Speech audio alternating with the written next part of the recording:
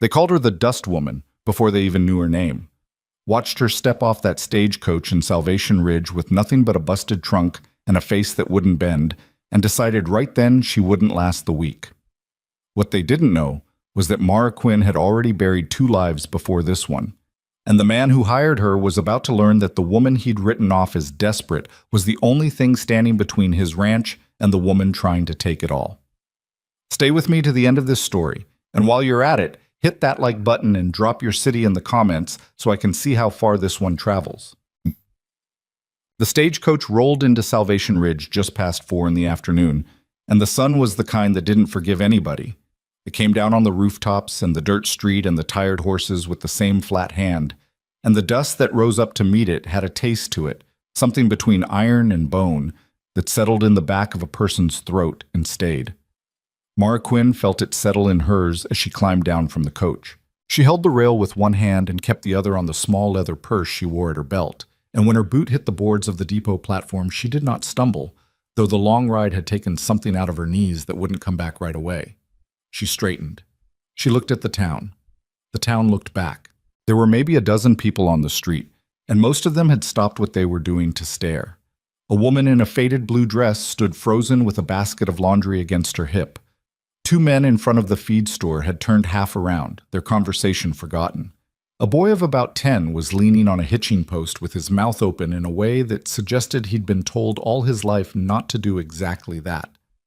Mara waited. She had been stared at before. In Kansas City, after the fire. In St. Louis, when she had stood in the courtroom and listened to the lawyer for the railroad explain why a woman like her had no claim on the land her father had died trying to keep. She had learned a long time ago that you did not flinch when people looked at you. You let them finish. You let them see what they thought they were seeing, and then you went about your business as if their seeing did not concern you, because in the end, it didn't. The driver came around the side of the coach and started hauling her trunk down from the rack. "Where you want this, ma'am?" "On the platform is fine." He set it down with a grunt. It was a battered thing, the leather scarred at the corners and the brass at the latches gone dull, and one of the straps had broken somewhere outside of Cheyenne and been tied off with twine. She had refused to be embarrassed by it. There was nothing inside it she could not have replaced if she'd had the money, and there was nothing inside it she would have traded for anything she could have bought. "You want help carrying it somewhere?" "I'll manage." He shrugged and walked off, and she was alone with the trunk and the staring town. She bent and tested the weight. It was heavier than she remembered, or she was more tired than she'd thought.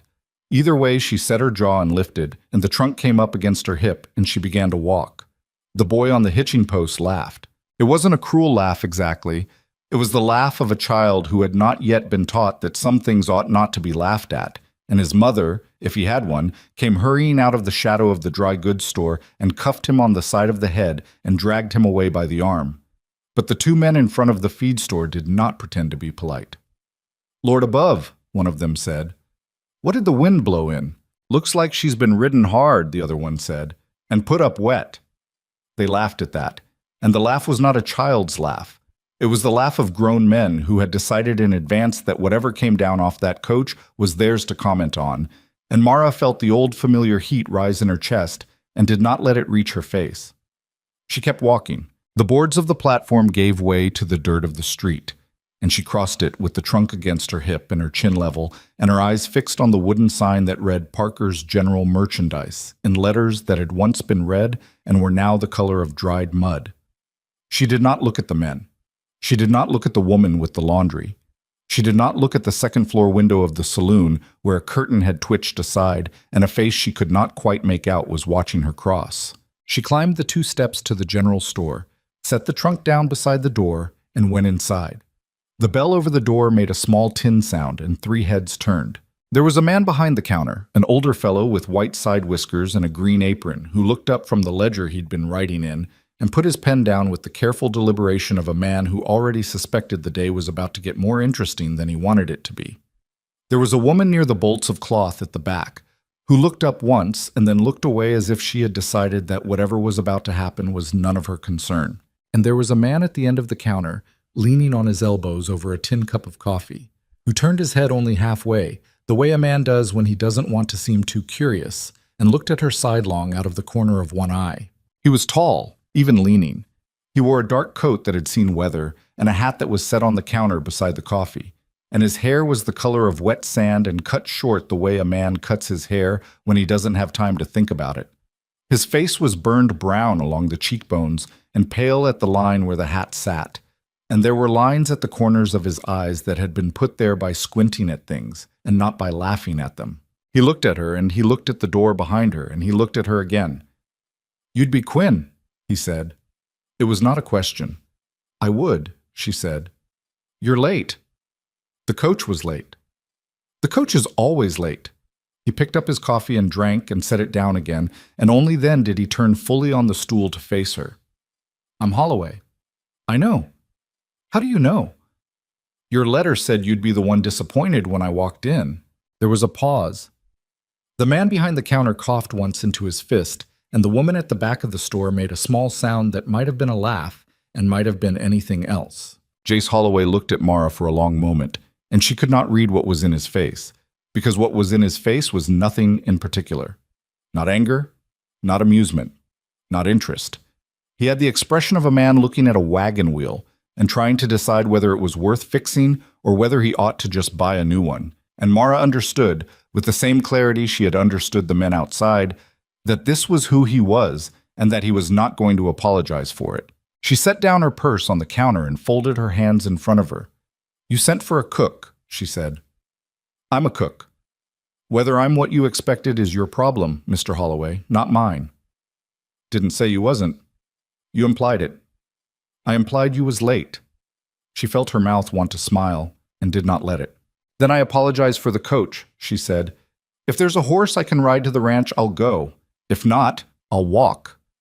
I've had a long day, and I would like to start work as soon as it can be arranged."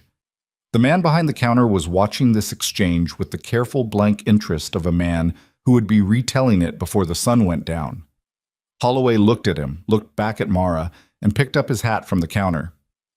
"Parker," he said, "put her trunk on my wagon." "Yes, Jace." "Mrs. Quinn." "Miss." He stopped. He looked at her again, and this time something flickered in the back of his eyes that might have been a question or might have been a recalculation, but he didn't ask it. "Miss Quinn," he said, "it's an hour out to the ranch. You'll want to eat something before we go." "I'm not hungry." "You're going to be." "I'll be fine." He put his hat on his head and adjusted it with 2 fingers at the brim, and she saw then that he was younger than she'd first thought, maybe 33, maybe 35, and that the lines at his eyes were not the lines of an old man, but the lines of a man who had aged faster than he should have. He had the face of someone who had been disappointed early and often and had stopped being surprised by it. "Suit yourself," he said. He walked past her toward the door, and the bell made its small sound again, and she followed him out into the heat. The 2 men in front of the feed store had not moved. They watched Holloway come down the steps with the woman behind him, and they watched him go around to the wagon hitched to the rail, and one of them said something low to the other, and they both grinned. Holloway did not look at them. He was untying the reins. "Hank," he said, without turning his head, "you finished that fence on the south pasture yet?" The shorter of the 2 men stopped grinning. "Not yet, Jace. I've been meaning to." "You've been meaning to for 6 days.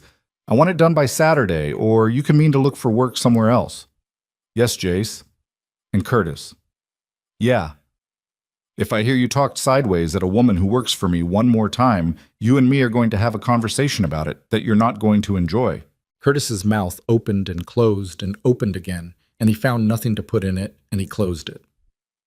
"Yes, Jace." Holloway finished with the reins and walked around to the bed of the wagon, where Parker was just settling Mara's trunk down beside a coil of fencing wire and a sack of flour. He nodded to Parker. Parker nodded back. Holloway came around to the side of the wagon and stood there a moment, and then, without looking at Mara, he held out his hand. She looked at it. It was a brown hand with knuckles that had been broken and reset more than once, and a callus on the inside of the thumb where the reins lived, and a thin white scar running from the base of the index finger to the wrist that disappeared up into the cuff of his coat. It was a working hand. It was not, she understood, a hand being offered out of any softness. It was a hand being offered because it would take her twice as long to get up into the wagon without it, and Jace Holloway had things to do. She took it. He pulled her up. She settled on the bench. He walked around the front of the team, untied the reins from the post, and climbed up beside her. And the wagon creaked under his weight, and he clucked once to the horses, and they were rolling. The two men in front of the feed store watched them go. "Quite a day," Hank said. "Quite a day," Curtis said. They did not laugh and sound.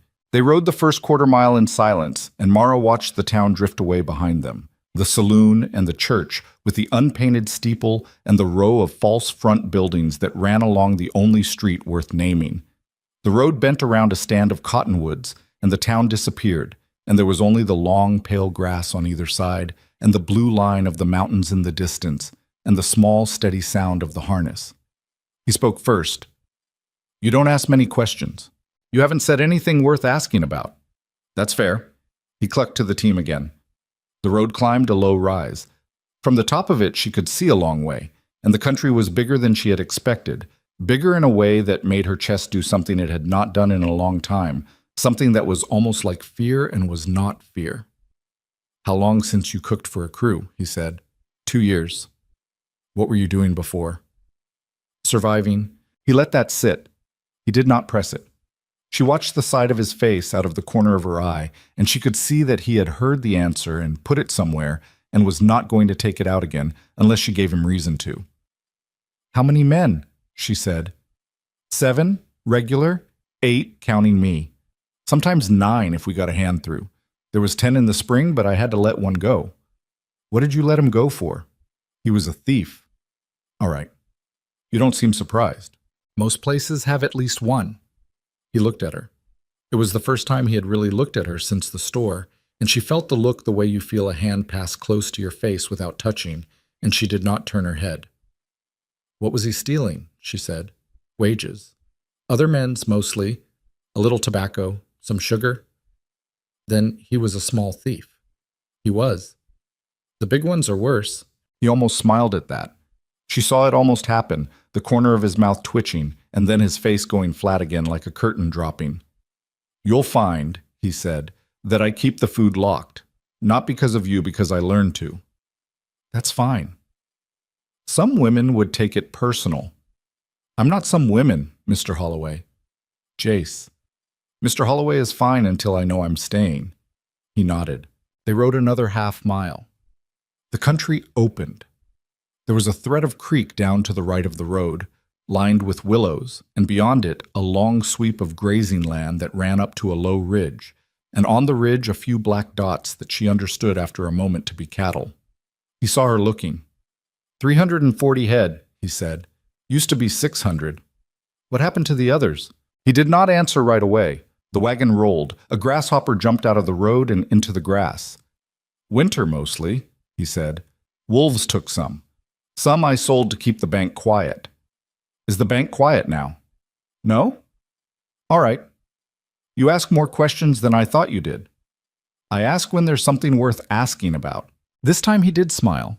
It was a small smile, and it did not last long, but she saw it, and she filed it away the way she filed away most things, neither pleased nor displeased, simply noted. The road bent again. They came down a slow grade into a shallow valley, and at the bottom of the valley was the ranch. She did not know what she had expected. Something larger, maybe?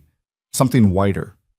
What she saw was a low main house of weathered planks with a porch that ran the length of it and a roof that sagged a little at one end, and a barn behind it that was bigger than the house and in slightly better repair, and a long bunkhouse off to one side, and a few smaller outbuildings whose purposes she could not yet identify. There was a corral with 3 horses in it. There was a windmill that turned slowly even though the air down in the valley felt still. There was smoke coming out of the chimney of the bunkhouse and no smoke coming out of the chimney of the main house, and she understood from this that there was no woman living in the main house, and had not been for some time. "That's it," he said. "All right. It's not much. It's enough." He glanced at her. "Enough for what?" "To start with." He did not answer. He drove the team down the last of the grade and into the yard, and a dog came around the side of the barn barking and then stopped barking when it saw him, and a man came out of the bunkhouse with a tin cup in his hand and stopped on the step. The man was tall and thin, with a long face and a long gray mustache and a hat pushed back on his head. He looked at Mara, and he looked at Jace, and he did not say anything. "Silas," Jace said, "this is Miss Quinn." Silas touched the brim of his hat. "Ma'am." "Mr. Boone. Silas Boone. I'm foreman." "Mr. Boone." "Just Silas, ma'am, if it's all the same." She nodded. Jace climbed down from the wagon and came around to her side. But she had already gathered her skirt and swung down on her own, and her boots hit the packed earth of the yard with a small dry sound. He paused. He looked at her, and then at her trunk in the wagon bed, and then at Silas. "Help her with the trunk." "Yes, Jace?" "Put her in the side room off the kitchen." Silas did not say anything for a moment. He looked at Jace, and Jace looked back at him, and something passed between the two of them that Mara could not read but could feel the shape of. "That's Sarah's room, Jace." "Was?" "All right." Silas set his cup on the porch rail and came down and lifted the trunk out of the wagon as if it were nothing, and carried it past her and up onto the porch of the main house. The dog followed him a few steps and then sat down in the dirt and watched. Mara stood in the yard. The sun was lower now, and the shadows of the buildings were long, and the wind that had not been blowing in the valley was beginning to stir, picking up a little dust and laying it down again. She felt suddenly the full weight of the day in her shoulders and in the small of her back, and she let herself feel it for the space of one slow breath, and then she put it away. Jace was still standing beside the wagon. He was looking at the main house with the expression of a man who had not gone inside it in a long time and was not sure he wanted to start now. "Mr. Holloway." "Yeah." "Who is Sarah?" He did not look at her. "Was my wife." "All right." "She's been gone 4 years." "All right." He turned his head then and looked at her, and the look was not hostile and was not friendly, and it had something in it she had not seen in his face before, which was something close to a question. "You don't ask," he said, "the way some women ask." "It's not my business. Most people make it theirs. Most people don't have anything else to do." He looked at her another moment, and then he nodded once and walked past her toward the main house. The dog got up and followed him. Silas was coming back out the door, empty-handed. "Your trunk's inside, ma'am." "Thank you." "Kitchen's straight back through the hall. There's a stove. I won't lie to you about the state of it." "I don't expect you to." He almost smiled at that, the same way Jace had almost smiled in the wagon, and she understood that Silas Boone was the kind of man who had probably been smiling at things for 60 years and had never quite let one all the way out, and she filed that away too. "Supper's at 6, he said, "or it has been, since there was nobody to cook it but Cookie, and Cookie's not what you'd call a cook." "Where's Cookie now?" "Up at the line shack, mending a roof. He'll be back tomorrow. Won't be pleased." "Why won't he be pleased?" "Because he likes to feel needed, ma'am, and you being here is going to make him feel less so." "He doesn't have to feel less so. I'll be glad of the help." Silas looked at her. He had pale gray eyes under heavy brows, and they were the eyes of a man who had seen a great deal and decided most of it was not worth getting excited about. And just now there was a small flicker of something in them that was almost surprise. "That's a generous thing to say, ma'am, considering you ain't met him." "I've met Cooks." "Yes, ma'am." "I expect you have." He touched the brim of his hat again and turned and went back across the yard toward the bunkhouse. Mara stood alone in the yard a moment longer. The wind moved her skirt. The dog had come back around the side of the house and was sitting at a polite distance, watching her with its head cocked. And she looked at the dog, and the dog looked at her, and neither of them moved. Then she climbed the steps and went into the main house. The hallway was dim and smelled of dust and of something else, a faint dry sweetness that she recognized after a moment as old flowers, the kind that had been put in a vase a long time ago and forgotten and then thrown out, but whose smell had stayed in the wood. There was a parlor on the right with the curtains drawn, and a closed door on the left that she did not open, and at the end of the hall was the kitchen. She stopped in the doorway. It was a long room with a window over the sink that looked out at the corral.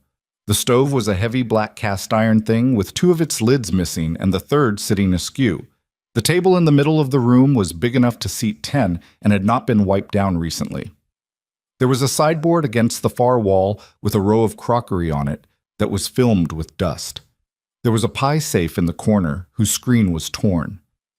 There was, on the counter beside the sink, a tin pan with the remains of something in it that had once been bacon grease and had now reached a state Mara did not have a name for. She looked at all of it for a long moment. She set her purse down on the table. She walked to the stove and opened the firebox, and a cloud of gray ash puffed out and settled on the floor in her skirt. She closed the firebox. There was a small room off the kitchen, just as Jace had said. The door was open. She went and looked in. It was a narrow room with a window and an iron bedstead and a washstand with a chipped pitcher and a mirror on the wall whose silver was going at the corners. Her trunk was at the foot of the bed where Silas had set it. There was a quilt on the bed, folded, and the quilt was the kind a woman makes for a room she is going to live in, with small, careful stitches and a pattern of stars that someone had taken pains over. She stood in the doorway and looked at the quilt. Sarah's room. She went in and shut the door behind her, and sat down on the edge of the bed, and for the first time since the stagecoach had left St. Louis 4 days before, she let her shoulders come down. Just a little. Just enough to feel the place between them where the soreness lived. She did not cry. She had not cried since the fire, and she was not going to start in another woman's bedroom in a house that was not hers, in a country she had not chosen, working for a man who had hired her because nobody better had answered the advertisement. She sat for the space of perhaps a minute. Then she stood up. She unpinned her hat and laid it on the washstand. She unbuttoned the cuffs of her dress and rolled the sleeves to her elbows. She opened the trunk and took out the apron she had packed at the top, a long heavy one of unbleached muslin with deep pockets, and she tied it around her waist. She went back into the kitchen. She found a bucket in the pantry. She went out the back door, and there was a pump in the yard, and she worked the handle until water came, and she carried the bucket back inside and set it on the table. She found a rag in the pantry too, and a hard yellow cake of lye soap, and she went to the stove first because she understood that everything else followed from the stove. She was scrubbing the cast iron with the rag and the soap when she felt rather than heard someone in the doorway. She did not turn. "There's no firewood in the bin," she said. "I'll get some brought in." "I'll need an axe." "What for?" "Kindling. Whoever was supposed to split kindling last hasn't done it for a week." There was a silence. She kept scrubbing. The grease on the cast iron was coming off in long black streaks. "I'll send Evan with the axe and the wood." "Evan Briggs. He's the youngest. He won't argue with you." "None of them should argue with me. I'm cooking their supper." She heard, behind her, the smallest sound. It might have been a breath. It might have been the beginning of a laugh that the man had decided not to finish. "Miss Quinn." "Mr. Holloway." "Supper's at 6. "Supper will be when it's ready, Mr. Holloway. If you want it at 6, the kindling needs to be at the back door in 20 minutes. There was another silence, longer than the first. "All right," he said. She heard his boots go back down the hallway, and the front door open, and the front door close, and then she was alone again in the long kitchen with the bucket and the rag and the stove that had not been properly cleaned in longer than she wanted to think about. She kept scrubbing. Outside, somewhere in the yard, she heard him call for Evan Briggs, and a younger voice answer, and the sound of a wagon being unhitched, and after a little while the sound of an axe biting into wood. She did not stop to listen. She had a stove to clean and a supper to put on the table by 6, and the men in the bunkhouse were going to come in expecting nothing of her, and she was going to give them something anyway, because that was what she did. That was what she had always done. It was the only thing she knew how to do that nobody had ever managed to take away from her. The grease came off the cast iron. The water in the bucket turned black. She poured it out the back door and filled it again. She found, in the back of the pantry behind a sack of cornmeal that had gone hard at the corners, a tin of salt that had not been opened, and a string of dried peppers, and a crock of lard that was still good, and a smoked ham hanging from a hook that nobody had touched in long enough that it had a fine white dust of mold on the outside, which she would trim off and which would not hurt anybody. She found on a high shelf a tin of coffee. She found in a drawer 3 good knives that wanted sharpening. She found behind the stove a stack of clean flour sacks that had been folded and put there by some woman she would never meet, and the sight of them made something move in her chest that she put down immediately and did not look at. She put a pot of water on to boil. She set the ham on the table and began to trim it. She heard the back door open and a boy's voice say, in the tone of a boy who has been instructed and is trying to do it right, "Ma'am, I brought the kindling and the wood. Set it in the bin, please." "Yes, ma'am." She turned with the knife in her hand and looked at him. He was 16, maybe 17. He had freckles across the bridge of his nose and a cowlick at the back of his head, and a pair of ears that he had not yet grown into. He was holding an armload of split pine, and his hat was pushed back, and he was looking at her, the way a boy looks at a woman who is not his mother, and not the kind of woman his mother is, and he was waiting to be told what to do. "Evan Briggs," she said. "Yes, ma'am." "Have you eaten today?" He blinked. "Ma'am? Have you eaten?" "I had some bread this morning, ma'am." "That's not eating. That's holding off. Set the kindling in the bin and come back." "Yes, ma'am." He set the wood in the bin. He came back. She cut him a slice of the ham, a thick one, and laid it on a piece of bread she had taken from a loaf in the pantry that had been baked, she judged, 4 days ago, and was edible if you didn't think about it too hard, and she handed it to him over the table. "Eat it standing up if you have to, but eat it." "Yes, ma'am." He ate it standing up. He ate it in the way of a boy who had not realized how hungry he was until the food was in his hand, and when he was done, he stood there a moment as if not sure what to do with himself, and she pointed at the bucket. "Take that out and fill it. The pump's stiff. You'll want to prime it." "Yes, ma'am." He took the bucket and went. She kept trimming the ham. In the doorway behind her, she did not know how long he had been standing there. Jace Holloway watched her work. She knew he was there. She could feel the shape of him the way she had felt him in the hallway, but she did not turn, and he did not speak, and after a minute or two she heard his boots move quietly back the way they had come, and the front door open, and the front door close. She set the knife down. She wiped her hands on the apron. She had supper to put on by 6, and there were 7 men out there who didn't expect anything of her, and one of them, the one with the broken hand and the dead wife and the face like a curtain, was not sure yet what he had brought into his house. She picked the knife back up. He was going to find out. Supper was on the table at 4 minutes past 6. She set the last of the plates down and stepped back from the long table and untied the apron and folded it once over her arm, and she looked at what she had done. There was the ham, sliced thin and laid out on a platter with the fat trimmed clean. There was a pot of beans she had found in the pantry and put on to soak the minute she'd finished with the stove, and which had cooked down with a piece of the ham bone and a handful of the dried peppers from the string until they smelled like something a man would walk a mile for. There was cornbread in a heavy iron pan, the crust dark at the edges the way it ought to be.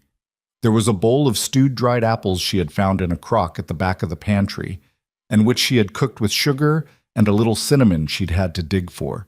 There was coffee in a tin pot at the end of the table, black and strong. It was not a fancy meal. She had cooked fancier in other lives, in other kitchens. But it was hot, and there was enough of it, and the bread was bread, and not the dried thing she had found in the loaf bin, and she had made it all in 2 hours and 40 minutes in a kitchen that had been, when she walked into it, closer to a hog pen than a place where food was meant to come from. She heard them coming. The boots on the porch first, the heavy uneven sound of men who had been working since before dawn, and were not picking their feet up the way they would have at the start of the day. Then the door, then the hallway, then the silence that fell when the first of them stepped into the kitchen and saw the table. Silas was first in. He stopped just inside the door. He took off his hat slowly, the way a man does in a church, and he held it against his chest, and he looked at the table, and then he looked at her. "Well, ma'am," he said. "Sit down, Mr. Boone." "Just Silas, ma'am." "Sit down, Silas." He sat. The others came in behind him, 4, 5, 6 of them, and they came in talking the way men come in to supper, and then they saw the table, and the talking died down to something between a murmur and nothing at all. They took off their hats. They looked at her. They looked at each other. One of them, a heavy-shouldered man with a black beard, looked at the platter of ham and made a small sound at the back of his throat that was not quite a word. Evan Briggs came in last and slid into a place beside Silas, with the air of a boy who had a secret he was not allowed to tell. He caught her eye once across the table and then looked down at his hands. Jace was not there. She had set a place for him at the head of the table. She did not say anything about his absence. She walked around to the coffee pot and began to fill cups, and the men sat there with their hands in their laps and watched her the way a room full of men will watch a thing they have not figured out yet. "Eat," she said. Nobody moved. She set the coffee pot down. She put a hand on the back of an empty chair, and she looked at them, and she felt the old patience come up in her, the patience that had gotten her through other rooms full of other men in other towns. "Gentlemen," she said, "I cooked it to be eaten. If it sits there, it'll go cold. And I didn't burn my hand on that stove twice in one afternoon so you could look at it." Silas was the one who broke. He picked up his fork. He spooned a quantity of beans onto his plate, and he took 2 slices of ham, and he cut a wedge of cornbread out of the pan and set it beside the beans. And then he looked at the man across from him, the heavy one with the black beard, and said, "Pass the apples, Tom." Tom passed the apples. It started slow, and then it didn't. Within a minute, there was the sound of forks and knives and tin cups. And within 2 minutes, there was the small, steady sound of men eating who had not been fed properly in a long time. And within 3, Silas had taken a second helping of the beans, and a man down at the end of the table, whose name she did not yet know, had taken a 3rd slice of ham and was eating it with his eyes half closed. She filled the coffee cups again. She refilled the bread basket from a second pan she had kept warm in the oven. She went around the table once and then went to the sideboard and stood with her back to them, because she had been on her feet since 4 in the morning and she did not want any of them to see what was in her face just then. Behind her, Silas said, "Ma'am." "Yes." "You ever cooked for a outfit before?" "Yes." "Where?" "A few places." "This ain't your first crew is what I mean." "It is not." "All right then." There was a pause. She heard him take another mouthful.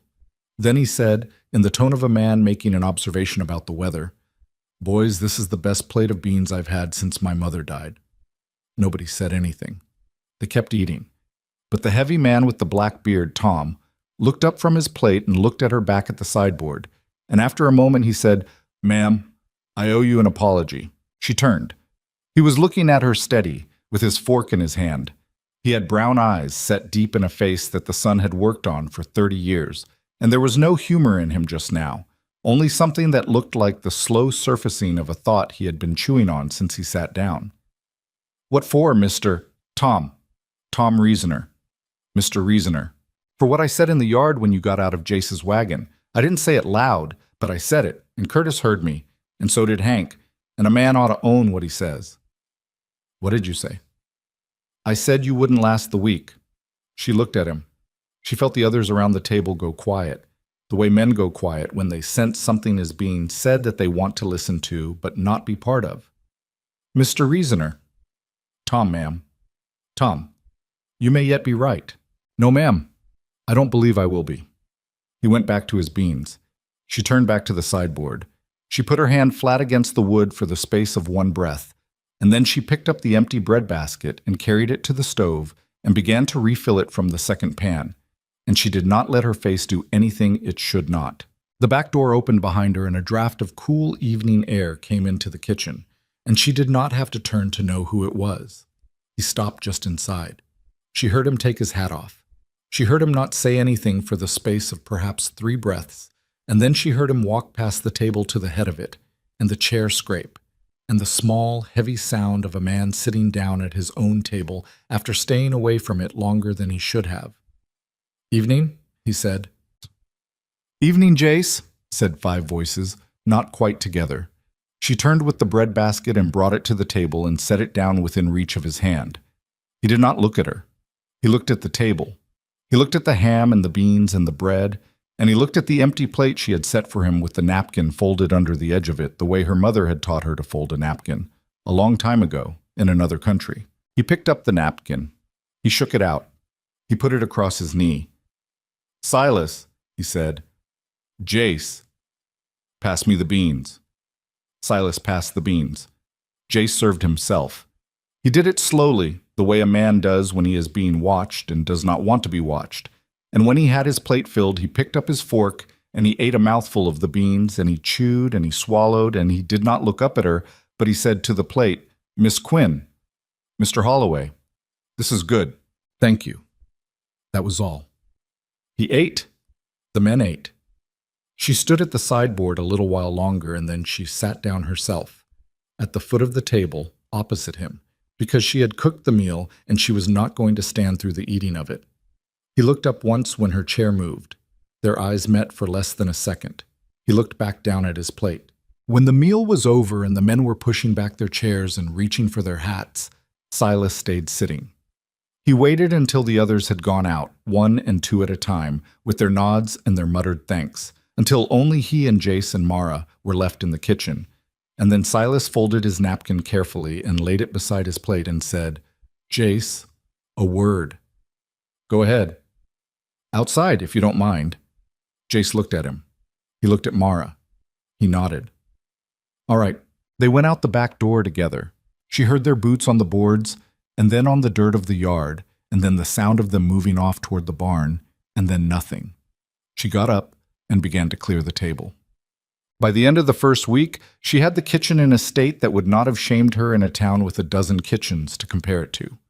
The stove was clean, and the lids were replaced, two of them, anyway, that she had found in a drawer in the pantry where someone had put them God knows why, and left them.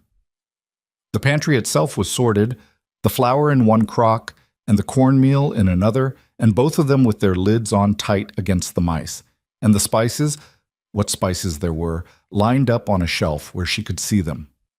The pie safe had a new piece of screen tacked into the frame, which Evan Briggs had cut and tacked for her one afternoon with the careful concentration of a boy doing something he had never been asked to do before. There was bread baked twice a week. There was a chicken stew on Wednesday and a pot of something with the smoked ham on Sunday and beef when they butchered, which was not often, but often enough. The men ate at 6. They ate at 6 because she set the food down at 6. And they had learned by the end of the first week that if they were not in the kitchen at 6, the food would be cold by 1:15, and that she would not warm it back up for them. They were not children, she said.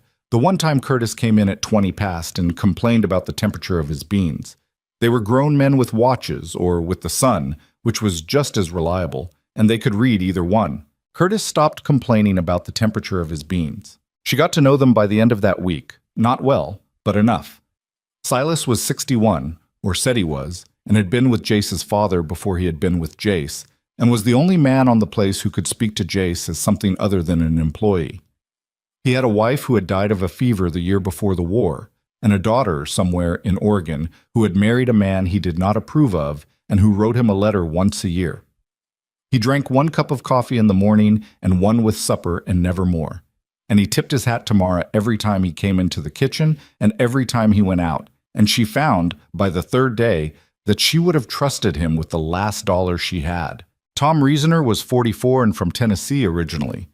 He had come west after the war and never gone back. He did not talk about the war, and Mara did not ask. He was the strongest man on the place by a wide margin, and the slowest to anger, and the one she would have wanted at her back if there had been trouble, except that the man she would have wanted at her back even more than Tom Reasoner was a boy of 17 named Evan Briggs. Evan was an orphan. Silas had told her this on the 2nd day in 2 sentences, as a thing she ought to know. His folks died of cholera in 78. He's been with us since he was 10. Don't ask him about it, ma'am. He don't like it. She did not ask. She did not need to. She knew the look of a boy who had been left, and she had seen it the moment he stood in her kitchen with the armload of pine and the freckles and the cowlick, and she had cut him the slice of ham, and the slice of ham had not been an accident. He took to following her around the kitchen like a long-legged dog, not in a way that got in the way, just close enough that if she needed something carried or set down or fetched from the pantry, there he was. She gave him jobs. She had him grind the coffee in the morning. She had him pull water from the pump and fill the reservoir on the side of the stove. She had him peel the potatoes when there were potatoes to peel, which there often were, because she had asked Jace on the 3rd day if there was a kitchen garden, and he had said there had been once, and she had said there was going to be one again. And on the 4th day he had taken her out behind the chicken house and shown her a patch of ground that had been a garden once, and was now mostly weeds and one persistent stand of rhubarb. "You can have it," he had said, "if you want it." "I want it." "I'll have Tom turn it for you Saturday." "Thank you." He had stood there a moment longer. He had his hands in his pockets and his hat down, and he was looking at the patch of ground with the expression of a man looking at something that had been a wound for a long time. "She had it going pretty good," he said. "Sarah." "Yeah." "All right. You don't have to, Mr. Holloway." "Jace." "You don't have to, Jace." He had nodded. He had walked away. She had stood looking at the patch of ground a while longer, and then she had gone back into the kitchen and put a pot of water on to boil, because there were always reasons to put a pot of water on to boil. Not all of them came around. Drew Kincaid was the one. He was 32 or thereabouts, narrow through the shoulders, with the kind of handsome face that goes hard before it goes old. He had pale eyes and a small mouth, and hands that he kept clean in a way no working hand on a ranch keeps his hands clean, and Mara had known the type before. She had known them in Kansas City. She had known one of them, briefly, and with a bad ending, in St. Louis. She had known, the first time Drew Kincaid walked into her kitchen on the second night and looked at her plate of food and said, with a smile that did not go up to his eyes, "Well, well, ain't this a step up?" that he was going to be the trouble. She had not answered him. She had set his plate in front of him and walked away. He had eaten the food. He had eaten 3 platefuls of it. He had complimented her at the end of it in a voice meant to be heard by Silas and by Tom and by the other men at the table. And the compliment had been worded in such a way that any of them who had a sister or a wife or a daughter would have felt their teeth set on edge. And Silas had looked up from his plate and looked at Drew for a long, even moment. And Drew had stopped complimenting her, but he had not stopped smiling. Through the rest of that week, he tested her in small ways. He would come into the kitchen mid-morning when nobody else was there, and lean in the doorway with a piece of straw between his teeth and watch her work. He would ask for coffee at hours when there was no coffee on. He would make remarks about her hands, about the back of her neck, about the way she had her hair done, and he would say them softly enough that she could pretend she had not heard, and just loudly enough that they both knew she had. She did not give him the satisfaction of pretending. On the 5th day, she turned from the stove with a wooden spoon in her hand, and she walked across the kitchen until she was 3 feet from him in the doorway, and she stopped, and she said, in a voice that was as quiet as the one he had been using, "Mr. Kincaid." "Ma'am, I cook for this crew. I do not entertain it. If you have business in this kitchen, state it. If you do not, the door behind you opens both ways, and I would be obliged if you would use it." His eyes had narrowed. Not much, just enough. "That's a lot of words for a hired cook." "It's a lot fewer words than I'll use the next time, Mr. Kincaid. I have a long memory and a longer tongue, and I have not yet had to use either one on you. Let's keep it that way." He had looked at her a moment, then he had smiled, the smile that did not reach his eyes, and he had touched the brim of his hat with one finger, and he had turned and walked out across the yard. And she had stood in the kitchen with the wooden spoon in her hand until she heard the door of the bunkhouse close behind him. She did not tell Jace. She did not tell Silas, although she thought, from the way Silas looked at her at supper that night, that he might have known something anyway. Silas Boone had a way of knowing things without being told. It was, she suspected, the main reason he was foreman. What she did do, later that night, when the dishes were washed and the kitchen swept and the men had gone to the bunkhouse, was sit down at the long table with a piece of paper she had taken from the drawer of the sideboard and the stub of a pencil, and begin to make a list. She listed what was in the pantry. She listed what was missing from the pantry. She listed on a separate column the costs as she remembered them from the prices she had seen on the shelves in Parker's General Store the day she arrived. She had a good memory for prices. She had spent enough years counting other people's coins to have learned how to keep numbers in her head. She listed, on a third column, what Jace was being charged at Parker's, based on the receipts she had found stuffed in a tin box on the top shelf of the pantry, which she had taken down to wipe behind and which had spilled out across the table when she had set it down. The numbers in the third column did not match the numbers in the second column. They did not match by a margin that was not small. She sat there with the pencil in her hand and looked at the 3 columns, and she felt, for the first time since she had stepped off the stagecoach, something move in her that was not patience and was not endurance. It was something sharper than those, something she had not let herself feel in a long time, because feeling it had cost her, in other lives, more than she had been able to afford. It was interest. She had only been at Holloway Ranch 8 days. She was the cook. She had been hired to feed 7 men and a foreman and an owner, and she had been doing it, and she had been doing it well. She had not been hired to read the receipts in the pantry. She had not been hired to do sums against the numbers in the pantry. She had not been hired by any reasonable understanding of what she had been hired for, to notice that the man who ran Parker's General Store was charging Jace Holloway about 18% more for flour and sugar and coffee than he was charging other men in town, or to wonder why. She heard the back door open. She did not move the paper. She did not cover it with her hand, the way she might have, 6 months ago in another kitchen, with another man at the door. She just sat there with the pencil in her hand and waited, and Jace came into the kitchen with his hat in his hand and stopped when he saw her at the table. "You're up late." "So are you." "I came to see if there was coffee." "There's coffee. It's not fresh." "That'll do." He poured himself a cup from the pot on the back of the stove. He stood by the stove a moment, drinking it. He did not look at the paper on the table, and he did not look at it either, and she understood that he had seen it and was waiting to see whether she would say anything. "Jace?" "Sit down a minute." He sat down. He set the cup in front of him. He looked at her across the table and waited. She turned the paper around so he could see it. "What is that?" he said. "What you've been paying, Parker. Against what I think the goods cost." "How would you know what they cost?" "I looked the day I came in. I have a memory for prices." He looked at the paper. He looked at it for a long time. He did not pick it up. He set his cup down beside it and put one finger on the third column and ran his finger slowly down it, line by line, and when he got to the bottom, he sat very still. 18%, he said, roughly. "Over how long?" "I don't know. The receipts in the tin go back 2 years. If it's been steady, you've paid him close to $400 more than you should have." He did not say anything. She watched his face. She had not known him long enough to read it well, but she had known him long enough to see that what was happening on it just now was not anger, exactly. It was something more tired than anger. It was the face of a man who had been bleeding from a place he had not known he was cut, and who had just been shown the wound, and who was trying to decide whether to be grateful for the showing or to wish it had been left alone.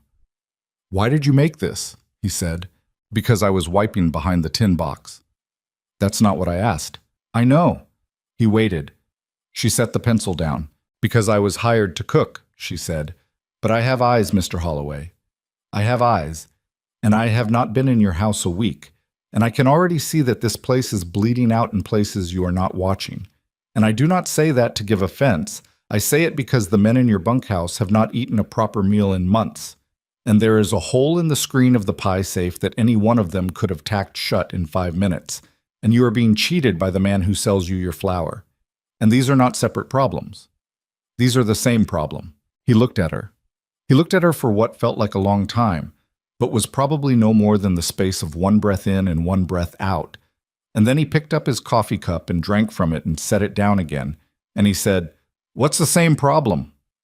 "You are alone in this house, Mr. Holloway, and a man alone in a house this size starts to lose track of small things, and the people around him start to take advantage of it, because that is what people do." "Some people." "Yes, some people. Enough of them that you cannot afford to assume." He sat with that. He picked up the paper. He folded it once, carefully, along the line where she had drawn her columns, and then once again, and he put it in the inside pocket of his coat. "I'll deal with Parker," he said. "Jace?" "Yes?" "It is not just Parker." He looked at her. "What else?" he said. "I don't know yet." He nodded slowly, once. He stood up. He picked up his coffee cup and carried it to the sink and set it down beside the basin, and he turned and stood looking at her across the kitchen. "Miss Quinn." "Mr. Holloway." "Mara." She did not answer that. "When you find out what else," he said, "I want to hear about it before anyone." "All right. Good night." "Good night." He went out. The back door closed. She heard his boots cross the yard toward the main house, and then the porch, and then the front door. And then the house was quiet, and she was alone in the kitchen with the cooling stove and the smell of coffee that was not fresh and the lamp she had not yet put out. She sat there a few minutes longer.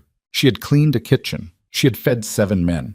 She had stood off Drew Kincaid in a doorway with a wooden spoon, and she had made a list of numbers on a piece of paper, and the man who owned this ranch had walked out of his own kitchen carrying the list folded against his heart.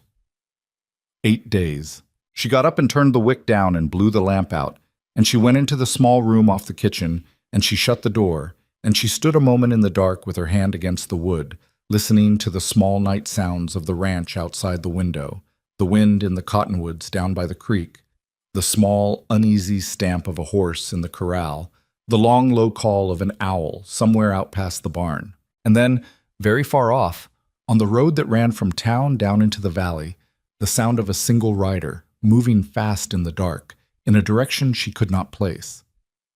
She listened to it until it was gone.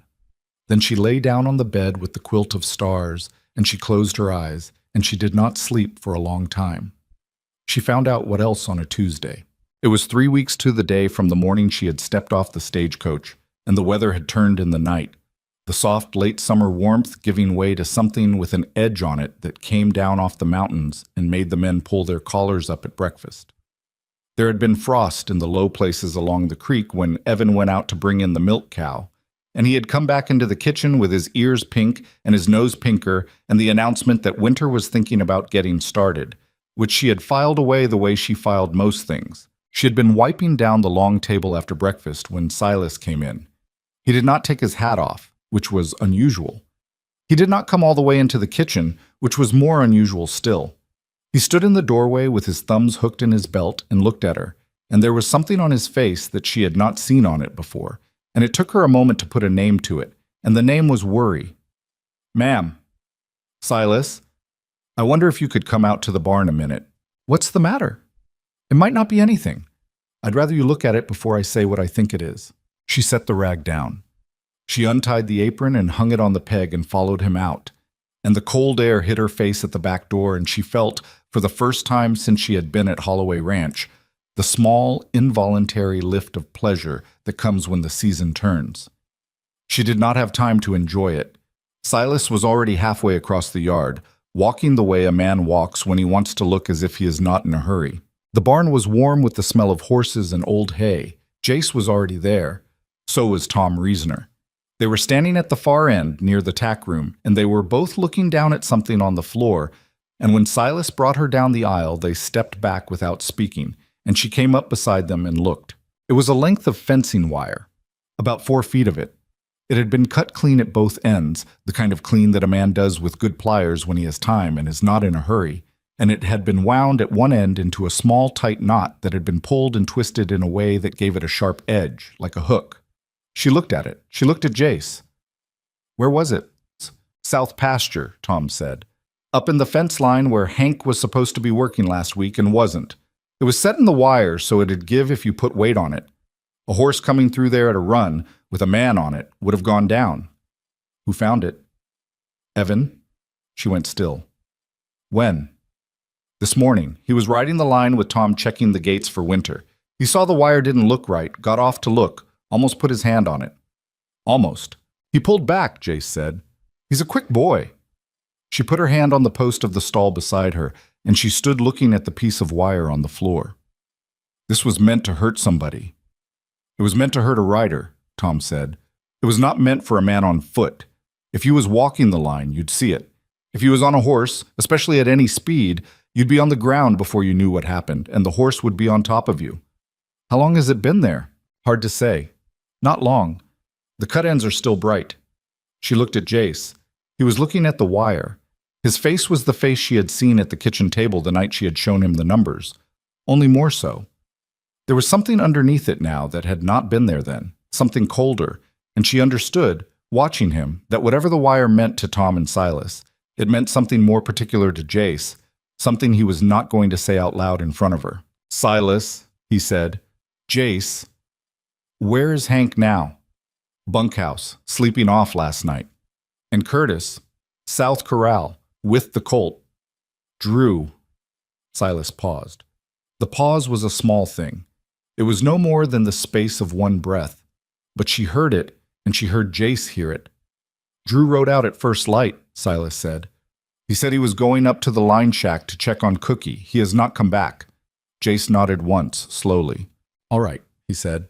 "Tom, take this wire and put it in the tack room and lock the door. Silas, you and I are going to ride the rest of that fence line and see if there's any more of it. Mara," he looked at her, "you stay close to the house." "All right. And if Drew comes back before I do." "Yes." "You do not be alone in the kitchen with him." She looked at him. "All right," she said. He held her eyes a moment longer. Then he turned and went to get his coat, and Tom picked up the wire with a piece of leather wrapped around his hand and carried it into the tack room, and Silas walked her out of the barn and as far as the back door of the main house, where he stopped and stood with his hat still on his head, and looked at her with the worried look that he had not put away. "Ma'am?" "Yes." "He's right about Drew." "I know he is. I mean to say, I think it's more than not being alone with him in the kitchen." She looked at him. "You think he set the wire?" "I think a man who comes onto a place where he wasn't asked to come and stays after he was told once not to make himself a problem, and then disappears at first light on a morning when a piece of fence wire turns up the way that one did, has explained himself without speaking. Silas." "Ma'am." "How long has Drew been here?" 5 months. Came on as a hand last spring. Jace took him because we was short, and his references read all right. And because the man who wrote one of the references is a man Jace owed a favor to, and a man Jace ain't seen since." "Who was that?" "Fellow name of Bell, from down near the railhead. He's not a friend, ma'am. He's not anything you'd call a friend. He's just a man Jace owed." "All right. There's one more thing." "Yes. The night Mr. Holloway came in late to supper. Your first night. You remember?" "Yes." "He came in late because he was at the bank in town. He'd been there since after dinner. He didn't tell anyone, but I know, because the bank's clerk is a cousin of mine on my mother's side. And the clerk told me 3 days later that Jace come in to ask about an extension on a note that was called in unexpected the week before." She did not move. "How much?" she said. "Ma'am, I don't know the figure, but the clerk said Jace come out of the office white around the mouth. And that ain't a face Jace puts on for nothing." "Silas, why are you telling me this?" He looked at her a long moment. "Because last night," he said, "I sat at that table and I watched Jace eat a plate of food you cooked. And I watched him pass the bread to Tom without looking up. And I watched him not look at you the way a man does when he is making a point of not looking at a thing, because he knows that if he looks at it, he'll forget what he was saying. And I have known that man since he was 11 years old, ma'am, and I have not seen his face do that in 4 years." "Silas, I'm not asking you anything, ma'am. I'm just telling you. Because I think this place is in worse trouble than Jace has told anybody, and I think you've already started to see it, and I would rather you saw it with both eyes open than with one." "Both eyes open?" "Yes, ma'am." He touched the brim of his hat, and he went. She stood on the back step with her hand on the doorframe and watched him cross the yard to the barn, and she stood there a long time after he had gone inside, looking at nothing in particular and thinking about a good many things at once. She went inside. She did not go back to the kitchen first. She went down the hallway and stopped at the closed door across from the parlor, the door she had not opened in 3 weeks of living in this house, because it was not her business, and because she had a way of leaving other people's closed doors alone. She stood in front of it now with her hand on the knob, and she thought about Silas's face in the barn, and she thought about the piece of wire, and she thought about Jace at the kitchen table folding her piece of paper into the inside pocket of his coat, and she thought, finally, about Evan Briggs almost putting his hand on a thing that had been left there to hurt somebody, and she opened the door. It was an office. It had been a fine office once. There was a roll-top desk against the far wall, and bookshelves on either side of it, and a leather chair gone cracked at the seat, and a rug on the floor that had been good and was now worn through in the middle where a chair had rolled back and forth on it for too many years. There was a window that looked out at the corral, with the curtains drawn most of the way. The room smelled of leather and tobacco and dust, and underneath all of that, faintly, of ink. She had not lit a lamp. She did not light one now. She crossed to the desk and rolled the top up, and the small sound of the slats was loud in the still room. The desk was a mess. It was not the mess of a sloppy man. It was the mess of a man who had stopped opening his mail for long enough that the mail had stopped being something he could face. There were envelopes in 3 stacks of unequal height. There was a leather-bound ledger lying open across the blotter, with a pen laid across it at an angle that suggested it had been laid down in the middle of an entry and not picked up again. There were receipts. There were 2 letters, opened, with the contents shoved roughly back into their envelopes. There were 3 letters, unopened, with the seals of a bank she did not know the name of, and which she did not know the name of, because she did not yet know the name of the bank Jace dealt with. She picked up the ledger. She did not sit down. She stood at the desk with her hand flat on the open page, and she read, and she turned a page back, and she read, and she turned another, and after about 4 minutes of reading, she sat down in the cracked leather chair without meaning to, because her legs had decided that on their own. The ranch was not in trouble. The ranch was dying. The numbers in the ledger went back 14 months. They were not kept the way her father had taught her to keep numbers. They were kept the way a man keeps numbers when he is making himself look at them once a month, with his teeth set, and then closing the book and not looking again until he has to. But she could read them. She had been reading numbers since she was 9 years old. The herd had dropped from 612 head 14 months ago to 341 at the last count, which had been written in 2 months ago in a hand that was not Jace's. There had been a sale of 78 head in the spring, at a price per head that was below market by at least $3, which she knew because her father had run cattle, and she had read the price reports out loud to him at the kitchen table when she was 12. There had been a note paid down in the fall of the year before, in the amount of $1,800, against a principal of $9,000. The principal was now $7,400. The interest was eating it faster than the payments were reducing it. The note was held by the Cattlemen's Bank of Bitter Creek. She knew the name because it was on the seals of the 3 unopened envelopes. She opened the envelopes. She did it without hesitation. She did it the way a doctor opens a wound that has gone bad, because there was no point now in pretending that it was someone else's wound. The first envelope contained a polite letter dated 6 weeks ago, reminding Mr. Holloway that his note had reached the date at which the bank could, at its option, demand payment in full, and that the bank, while it had no present intention of exercising that option, wished to remind him of the terms of his agreement. The second envelope, dated 3 weeks ago, was not as polite. The third envelope, dated 4 days ago, was not polite at all. The Cattlemen's Bank of Bitter Creek was calling the note. It was calling the note in full. It was calling the full $7,400 within 90 days from the date of the letter, which gave Jace Holloway 86 days to find $7,400. And the bank had taken the liberty of noting that, should Mr. Holloway find himself unable to meet the demand, the bank was in possession of an offer to purchase his note from a third party at face value, and that the bank would in such case transfer the obligation to that party rather than foreclose directly. The third party was not named. She did not need the name. She sat in the cracked leather chair with the letter in her hand, and she stared at the curtains drawn over the window, and she felt, in a slow, cold way, a great many small things settle into place at once. The 18% at Parker's, the piece of wire in the fence line, Drew Kincaid riding out at first light, the single rider she had heard 3 weeks ago on the road from town, on the night she had shown Jace the paper, moving fast in the dark in a direction she could not place. Somebody had been waiting. Somebody had been waiting, and they had been waiting for long enough to put a man on the inside, and the man on the inside had been doing what men on the inside do, which was to thin the operation from the inside out, so that by the time the demand came, there would be nothing left worth saving but the land, which was what the somebody had wanted all along. She did not yet know who. She folded the letter back into its envelope, and she put the envelope back in the stack, and she closed the ledger, and she rolled the top of the desk down. She stood up. She crossed to the door, and she stopped with her hand on the knob, and she stood a moment looking at the room, and then she went out and shut the door behind her. The kitchen was quiet. The fire in the stove had gone down. She put 2 pieces of wood in and adjusted the damper and put a pot of water on without thinking about it, because there were always reasons to put a pot of water on. Then she heard a horse in the yard. She went to the window over the sink. Drew Kincaid was riding in. He came in at a walk, easy, with the reins loose.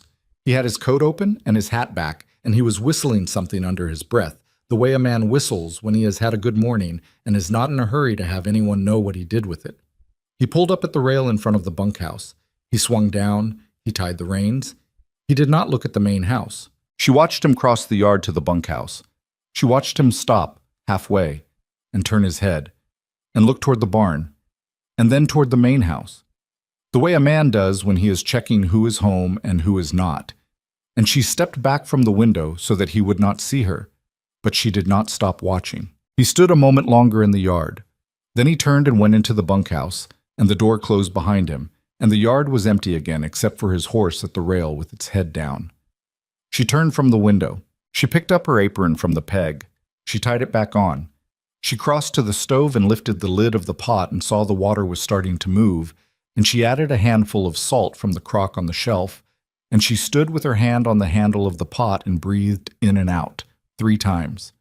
Then she walked out the back door. She crossed the yard. She did not hurry.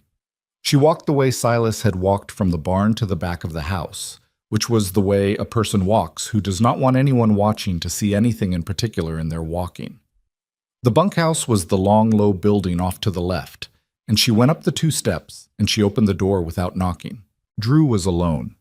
He was at the small wash basin in the corner with his sleeves rolled up, and he had been scrubbing at his hands with a cake of yellow soap. And at the sound of the door, he looked up sharp, and when he saw it was her, his face moved through 3 expressions in less than a second. First surprise, then a kind of caught look that he buried quickly, then the smile that did not reach his eyes. "Well," he said, "ain't this a treat?" "Mr. Kincaid?" "Drew, ma'am, we've been over that." "Mr. Kincaid?" She closed the door behind her. She did not move away from it. She stood with her back to the door and her hands folded in front of her apron, and she looked at him at the basin with his sleeves up and his hands wet, and she looked at the bar of yellow soap, and she looked at the small gray ring of dirt that had formed in the basin under his scrubbing, the kind of ring that has wire grease in it, the kind a man gets on his hands from working with pliers. He did not, she noticed, follow her eyes to the basin. He turned away from it, casually, the way a man turns away from a thing he does not want a woman to look at, and he picked up the towel beside the basin and dried his hands slowly. "What can I do for you, ma'am?" "Where were you this morning?" "Up at the line shack, checking on Cookie. Cookie has been back at the bunkhouse for 2 days. The smile flickered. "Has he?" "Yes." "He came in Sunday evening. He has been sleeping in the bed at the end of this room, 2 beds down from yours, since Sunday evening, Mr. Kincaid. So I am asking you again, where were you this morning?" He stood there with the towel in his hand. He looked at her, and the smile finished going, and what came up under it was a great deal less pleasant. He was not a stupid man. He was a man who had thought he was the only smart one in a room, and who had just discovered that he was not, and the discovery had not improved his disposition. "Ma'am," he said, "I don't believe my morning is any of your business. It is mine when a piece of wire shows up in the fence line that was meant to put a man on the ground." His face did not change. That was what told her. A man who had not done it would have asked, would have said what wire, would have leaned forward in surprise. He just stood there with the towel in his hand, and his face stayed still. And after a moment he said, "Is that what they're saying?" "That is what I'm saying, Mr. Kincaid." "You?" "Yes." He laughed. It was a short laugh, with very little in it. "The cook," he said. "The cook. And what is the cook going to do about it?" "The cook is not going to do anything about it. The cook is going to stand here until Silas and Mr. Holloway come back, and then the cook is going to tell them what she has seen in this basin, and what she did not find at the line shack when she asked Cookie, who has been asleep 2 beds down from yours for 3 nights running, where you have been spending your mornings." She had not asked Cookie anything. Cookie was, as far as she knew, in the back of the bunkhouse asleep just now. But Drew did not know that, and a man like Drew, who had built his small, careful life on the assumption that nobody around him was paying attention, would find it easier to believe that the cook had already asked the question than to believe that the cook had walked in there on a bluff. She saw the bluff land. She saw it land in the small muscle at the corner of his eye, and in the way his hand tightened on the towel, and in the breath he took that was a little too deep. "You," he said, "are stepping a long way out of your kitchen, ma'am." "Yes," she said. "I am." He took a step toward her. She did not move from the door. She watched him come, and she watched his face, and she felt very clearly the moment he decided not to take a second step. He was a coward. She had known that the first day, in the doorway of her kitchen with the straw between his teeth. Cowards moved when they thought there was no cost. They stopped when they thought there was. And right now he was trying to calculate the cost of putting a hand on her against the cost of not putting a hand on her, with Silas and Tom and Jace somewhere out on the south fence line, and the back door of the kitchen closed, and nobody, as far as he knew, watching. What stopped him was not her. What stopped him was the sound, very faint, of horses coming down the slope from the south pasture into the yard. He heard it. She heard him hear it. His eyes flicked past her shoulder to the small window beside the door, and the calculation in his face changed. You're going to regret this, he said. I want you to know that. Mr. Kincaid, I have made a long career out of regretting things. One more will not break me. She opened the door behind her. She stepped backward out of the bunkhouse. She kept her eyes on him until she was on the step, and then she pulled the door shut, and she turned and she crossed the yard at a pace that was not a run but was nothing you would call a walk. And she met Jace and Silas as they came in from the pasture road. And Jace took one look at her face and reined his horse to a stop and swung down before it had finished moving. Mara. He's in the bunkhouse. Drew. Yes. Did he touch you? No. Did he say anything? She looked up at him. He said enough, she said. And there are some letters in your desk, Mr. Holloway, that I think you and I need to talk about before I say anything else to anyone. He looked at her a long second. Then he looked past her at the bunkhouse, and the look on his face was something she had not seen on it before, and it was not a look she would ever forget. Silas, he said. Jace, put a man on that door, front and back. Drew, don't leave that bunkhouse till I come for him. Yes, Jace. He turned to her. Kitchen, he said. Yes. She walked ahead of him across the yard, and she went up the back step and into the kitchen, and she heard him come in behind her and shut the door, and she went to the stove and lifted the pot off the heat because the water was boiling hard now, and there was no reason for it to be. And she set the pot on the iron trivet on the side, and she turned and she looked at him standing in the doorway of his own kitchen with his hat in his hand and his coat still on and his face waiting. Sit down, Jace. He sat down. She sat down across from him. All right, she said. I'm going to tell you what I know. And then you are going to tell me what you know. And then we are going to decide what we are going to do about it. Because I have read your ledger, Mr. Holloway, and I have read your letters. And I will say what I am about to say to you only once. And I will not say it unkindly, but I will say it plain. He waited. You are about to lose this ranch, she said, and whoever is taking it from you has been planning it for longer than you have known to be afraid. He did not move. He sat across the table from her with his hat upside down on the chair beside him, and his hands flat on the wood, and he looked at her the way a man looks at a doctor who has just told him a thing he had suspected for a long time and had decided not to ask about, because not asking had been cheaper than asking. How much did you read? He said. All of it. The ledger. The ledger. The 3 letters from the bank. The receipts in the tin. That was not your business. No. You went into my desk. Yes. He looked down at the table. He turned his right hand over and looked at the palm of it, and then he turned it back and he said very quietly, without anger, How long did it take you? To read. To find. I went in this morning after Silas told me about the bank. Silas told you about the bank. His cousin works at the bank. The clerk. Silas didn't give me a number. He gave me a face. He nodded. He sat a long moment looking at the table, and then he said, I was going to lose it. I knew I was going to lose it. I had not figured out yet how to say that to Silas. I was working on the words. Jace. Mara. It is not lost yet. It is in 86 days. Yes, she said. 86 days is a long time if it is used right. He looked up. There was something in his face she had not seen yet. It was not hope, exactly. It was the absence of the thing he had been carrying. For 3 weeks she had been watching the weight of it without knowing what it was. And now that she had named it for him, some of it had gone out of his shoulders, and what was left was a kind of stillness. And underneath the stillness, slowly, the beginning of attention. What are you saying? He said. I am saying that whoever is doing this has been doing it for a year, maybe longer. They have spent a year tightening this around your throat one wire at a time. They have a man in the bunkhouse. They have an arrangement at Parker's.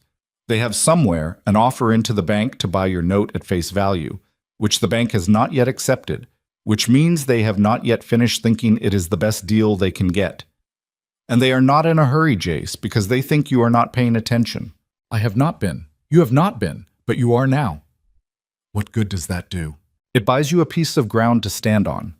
Listen to me. They have been planning this. They have been planning it the way a person plans a thing they think nobody else is watching. They have not planned for you to know. And right now, in this kitchen, on a Tuesday morning in the 3rd week of the season, you know. They do not know that you know. That is the only advantage you have. It is small. It is the only one. We are going to use it. He was watching her now. He was watching her the way a man watches a stranger on a train who has just begun to say something he had not expected to hear, and his eyes were very steady, and she saw with a small clean shock that she did not have time to think about that he was no longer looking at her as a cook. "Who is they?" he said. "You know who?" "No, I have guesses." "Tell me the guesses." He took a breath. He put both hands flat on the table. "There is a woman," he said, "who has been buying land up the valley for 2 years. Her name is Vivian Blackwell. She came out from somewhere east. Boston, maybe. Or Philadelphia. I do not know. Her husband died and left her with money, and she has been spending it. She bought the Henley place a year and a half ago, after Henley's boy died in the war. She bought the Doyle parcel last spring. She has bought, all in all, about 11,000 acres in this valley. And the parcels she has bought form a kind of horseshoe around my place, and the open end of the horseshoe is the road to town. Water. Water, too. The creek that runs through my south pasture runs out of the Henley property. She controls the head of it now. Has she touched your water? Not yet. She will. I know. Why has she not come to you direct? She has. And twice. Once last summer with an offer that was insulting. Once in the spring with an offer that was less insulting and still nothing I could take. I told her no both times. I told her the second time in a way I have been thinking about ever since, because I was angry and I said more than I should have. What did you say? I said this place was not for sale at any price she could put on a piece of paper. I said it in the lobby of the bank, in front of the bank's manager, who I have known since I was a boy, and who I now suspect is not the man I thought he was. Mara nodded slowly. All right, she said. That gives me a great deal. Does it? Yes. Because a woman who has been quietly buying land for 2 years and who got told off in the lobby of the bank by a man she had not yet ruined would have had a particular reason, after that day, to make sure she ruined him slowly. Not fast. Slowly. She would have wanted to take the place out of your hands, not so that she could own it, but so that you would have to watch her own it. That is a hard thing to say about a person. It is a hard thing to do to a person, Jace. People who do hard things do not need us to be soft when we describe them. He almost smiled. All right, he said. Tell me about the bank manager. His name is Albert Cruz. He has been at the Cattleman's for 19 years. His wife is a Putnam from one of the founding families in Bitter Creek. He is, or was, a decent man. He gave my father a loan in '72 that nobody else would touch. He is the one who called your note. He signed the letter, yes. Did he sign it because the bank made him, or did he sign it because he wanted to? I do not know. Find out. He looked at her. I am not telling you what to do, she said. I am telling you what we need. All right? What is your relationship with the other ranches in this valley? Not the ones Vivian has bought, the ones she has not. He thought about that. There are 3, he said. The Pruitt outfit, north of me. Old man Pruitt is dead, but his sons run it. They are not friends, but they are not enemies either. There is the Larkin place, east of the road. Sam Larkin is 68 years old and tired, and he has 2 daughters and no son, and he has been trying to figure out for 3 years what is going to happen to his land when he can no longer run it. And there is a small place south of the Henley parcel, the Monroe homestead. Monroe's a young man, married, 2 children. He has about 1,200 acres, and he is barely making it work. Has Vivian approached any of them? All of them. Pruitt told her no in language his mother would not have approved of. Larkin is, I think, listening. Monroe is not in a position to listen, because he has nothing she wants except a piece of access that does not matter to her. Larkin. Yes, that is the one. What do you mean? She leaned forward. Larkin is 68, she said. He is tired. He has 2 daughters. He has been looking for 3 years for a way to keep the land in some kind of order when he is not the one running it. Vivian Blackwell is offering him money. She is not offering him a future for the land. She is offering to buy it and put cattle on it and run it the way she runs the Henley parcel, which I would bet she runs through a foreman who answers to her by letter and never sets foot on the place. Sam Larkin does not want to sell to a woman in a black dress in Bitter Creek who will not know the names of his hands. He wants to sell to a neighbor. He just has not yet found a neighbor who can pay him. Jace was looking at her. Mara. Yes. You cannot pay him either. No. But you can offer him something money cannot. You can offer him a contract, not a sale, a long lease, with an option on terms that let him stay in the house and keep his name on the deed for the rest of his life. You take the working of the land. He takes a share of the cattle. You combine your herd with his under one brand, and you graze them across both parcels under one foreman, and when he dies, the option turns, and the land becomes yours at a price that has been fixed today. I do not have the money even for that. You do not need much. You need enough to make the first lease payment, which is small because the first year of a lease like that is structured to be small.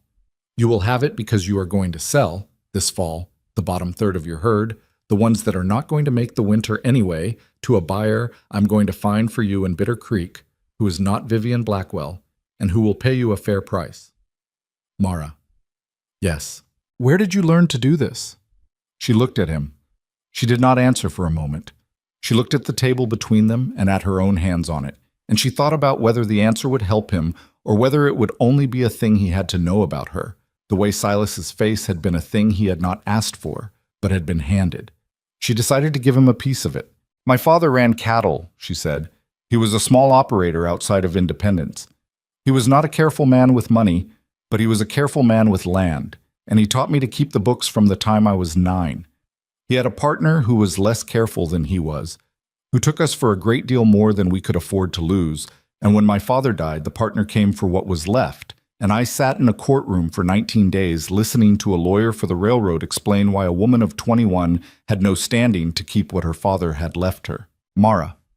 That is one piece of it. That is the piece that matters here. The other pieces are not for this kitchen. Maybe not for any kitchen. He nodded. He did not press it.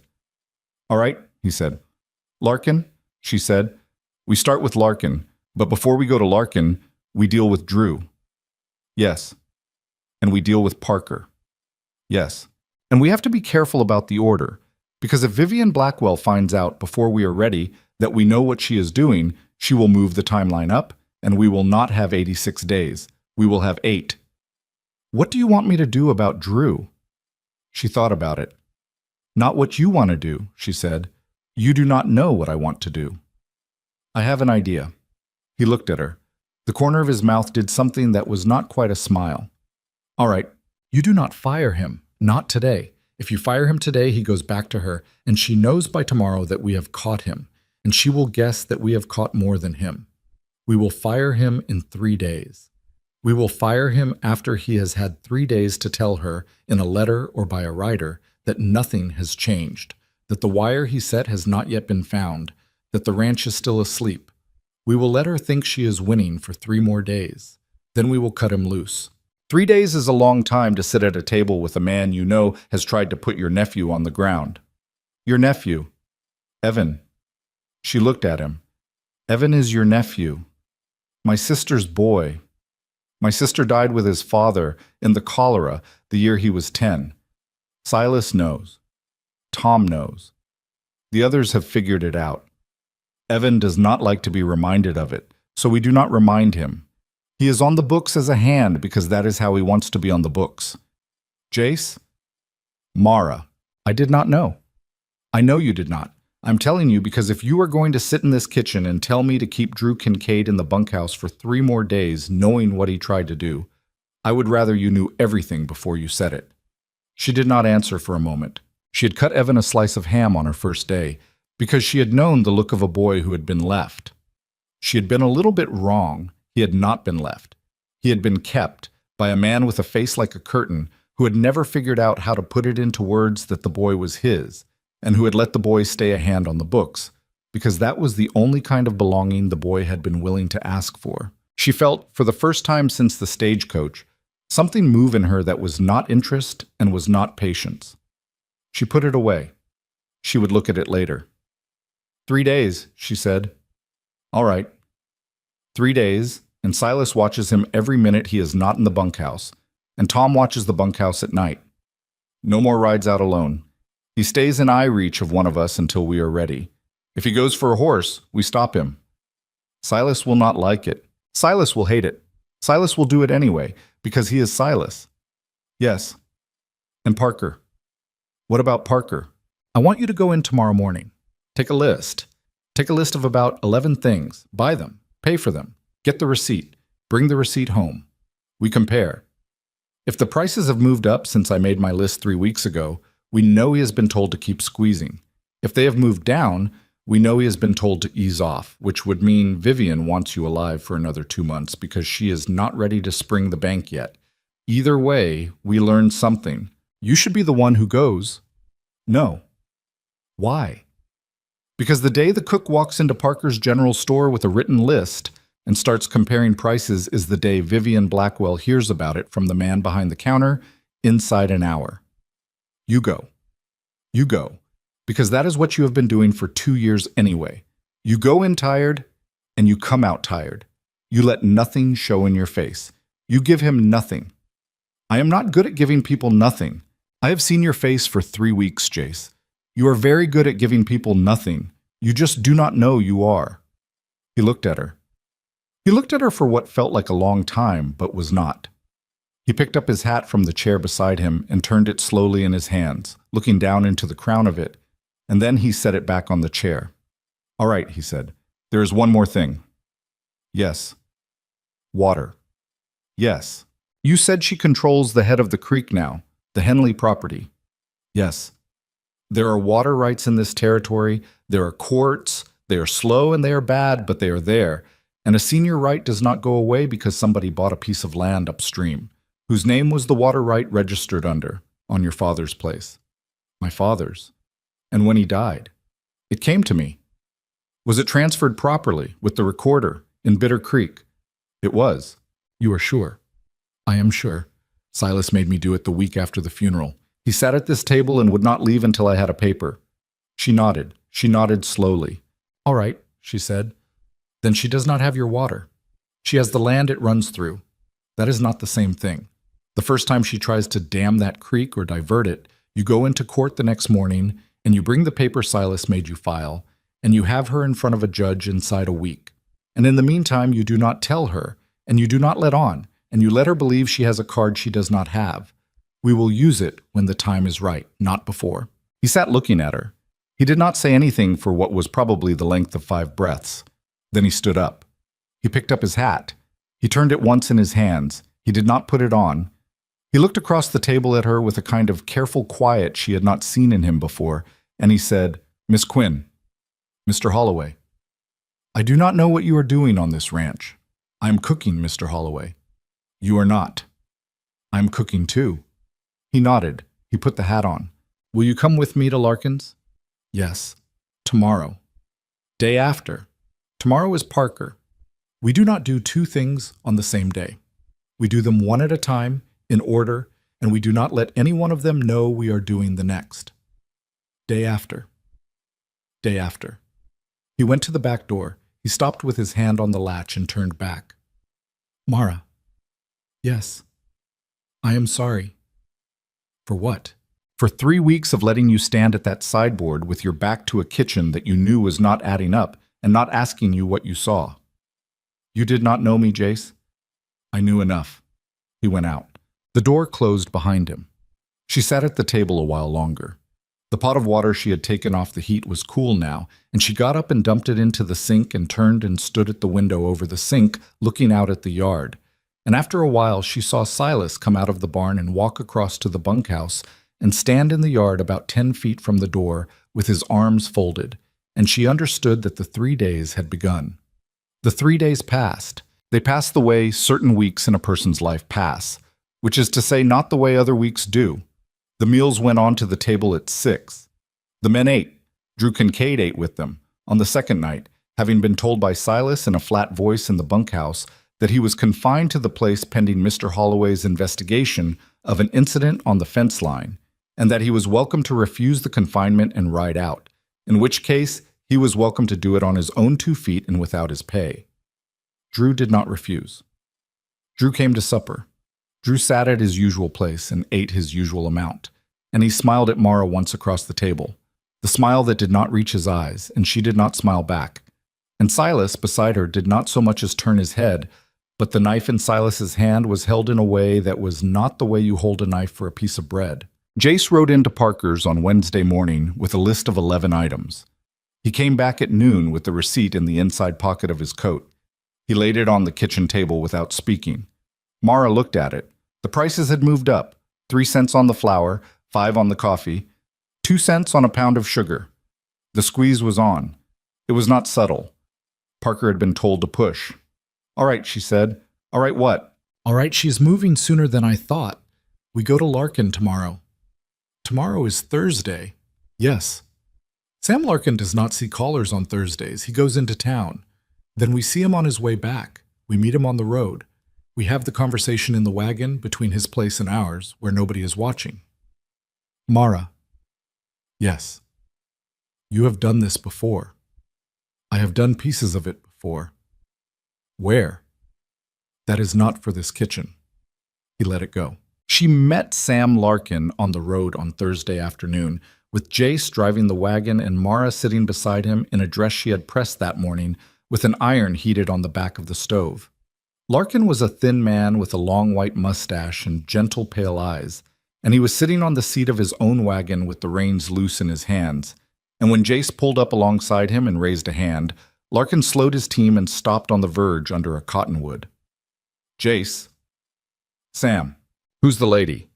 "Sam, this is Miss Mara Quinn. She is my cook. She is also the reason I am stopping you on the road this afternoon, because she has a thing she wants to put to you, and I have agreed with her that it ought to be put." Larkin's pale eyes turned to her. "Ma'am." "Mr. Larkin." "Your cook." "That is the part of my position that has my name on it, Mr. Larkin. The rest of it is what you and Mr. Holloway are about to listen to." Larkin looked at her a moment longer. Then slowly, in a way that was not unfriendly, he set the brake on his wagon, and he climbed down. And he stood in the dust of the road in the long shadow of the cottonwood, and he said, "Then I expect we'd better get down too, ma'am, because a thing worth standing for ain't worth talking about from a wagon seat." She climbed down. She walked with the two of them off the road and into the long grass under the tree, and she talked for 23 minutes while the horses cropped at the verge and a kingbird flew up and away, and somewhere down the road a meadowlark sang.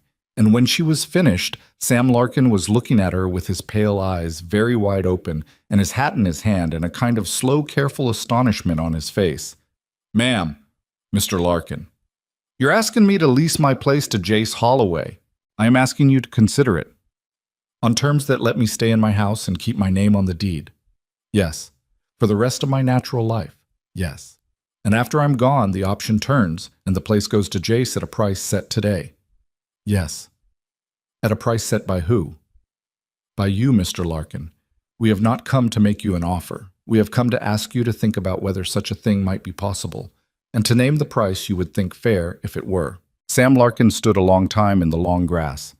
The kingbird came back. The meadowlark sang again. "Ma'am." "Yes." "Mrs. Blackwell come to see me last spring." "I know she did." "She made me an offer." "I know. It was a lot of money." "I know it was." "And I told her no." "Yes." "You know why I told her no." "I think I do." "Tell me why I told her no, ma'am." Mara looked at him. "You told her no, Mr. Larkin, because you do not believe she will know the names of your hands." Sam Larkin stood there in the dust under the cottonwood with his hat in his hand. His eyes had gone very bright. He looked at her, and he looked at Jace, and he looked back at her, and he did not say anything for what felt like a long time. Then he put his hat on. "Jace." "Sam." "Bring her to the house Sunday. Bring her for dinner. My girls will want to meet her. We will sit at my table, and we will talk, and we will see what kind of paper we can put together between us." "Sunday." "Sunday." "All right." Sam Larkin tipped his hat to Mara. "Ma'am." "Mr. Larkin." "I've been a long time looking for the right person to have this conversation with." "I know you have." "I did not expect her to be the cook." "No, sir." "Sunday." "Sunday." He climbed back up onto his wagon. He clucked to his team. The wagon rolled. Jace and Mara stood under the cottonwood and watched him go down the road, and they did not speak until the wagon had gone over the rise and out of sight. And then Jace turned to her, and he opened his mouth. and he closed it again, and he turned and walked back to his own wagon, and he climbed up onto the seat without offering her his hand, because he had learned in 3 weeks that she did not want it. And he sat with the reins in his hands and waited for her to climb up beside him. She climbed up. He clucked to the team. They drove home in silence, but it was not the silence of the first day. It was a different kind. It was the silence of two people who had begun, separately, to count something they had not yet named. When they came down into the valley, the ranch was where they had left it, the windmill turning slowly, the smoke rising from the bunkhouse chimney, the dog asleep in the dust by the porch. But there was a rider in the yard. She did not know him.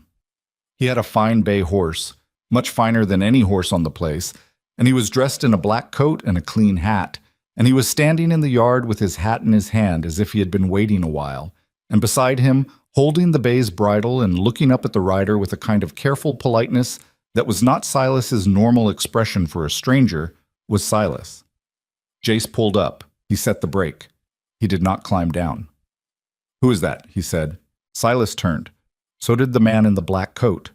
The man in the black coat smiled. It was a polite smile, a town smile, the smile of a man who has been trained from a young age to smile in the way that smooths things over. "Mr. Holloway," the man called. "My name is Edmund Pell. I am Mrs. Blackwell's attorney. She has asked me to ride out personally and deliver a letter to you, which she felt would not be appropriate to send through the post. May I have a word with you and the lady?" Jace looked at Mara. Mara looked at Jace. The 86 days had become 8. Jace climbed down from the wagon slowly. He took his time setting the brake. He took his time tying off the reins. He took his time looking at Edmund Pell standing in the yard in his clean black coat with his hat in his hand, and then he walked across the dust and stopped about 6 feet from the lawyer, far enough that he would not have to shake hands, close enough that the lawyer would feel it. "Mr. Pell." "Mr. Holloway?" "What do you want?" "I have a letter for you." "Hand it to me." "My instructions were to wait while you read it." "Your instructions are not my problem." The lawyer's smile did not change. He took an envelope from the inside pocket of his coat. It was a thick envelope, heavier than 3 letters, and it was sealed with wax. He held it out, and Jace took it, and Jace did not open it. "I will read it tonight," Jace said. "Mrs. Blackwell asked." "Mrs. Blackwell can ask anything she likes. I will read it tonight." Mara had climbed down by then.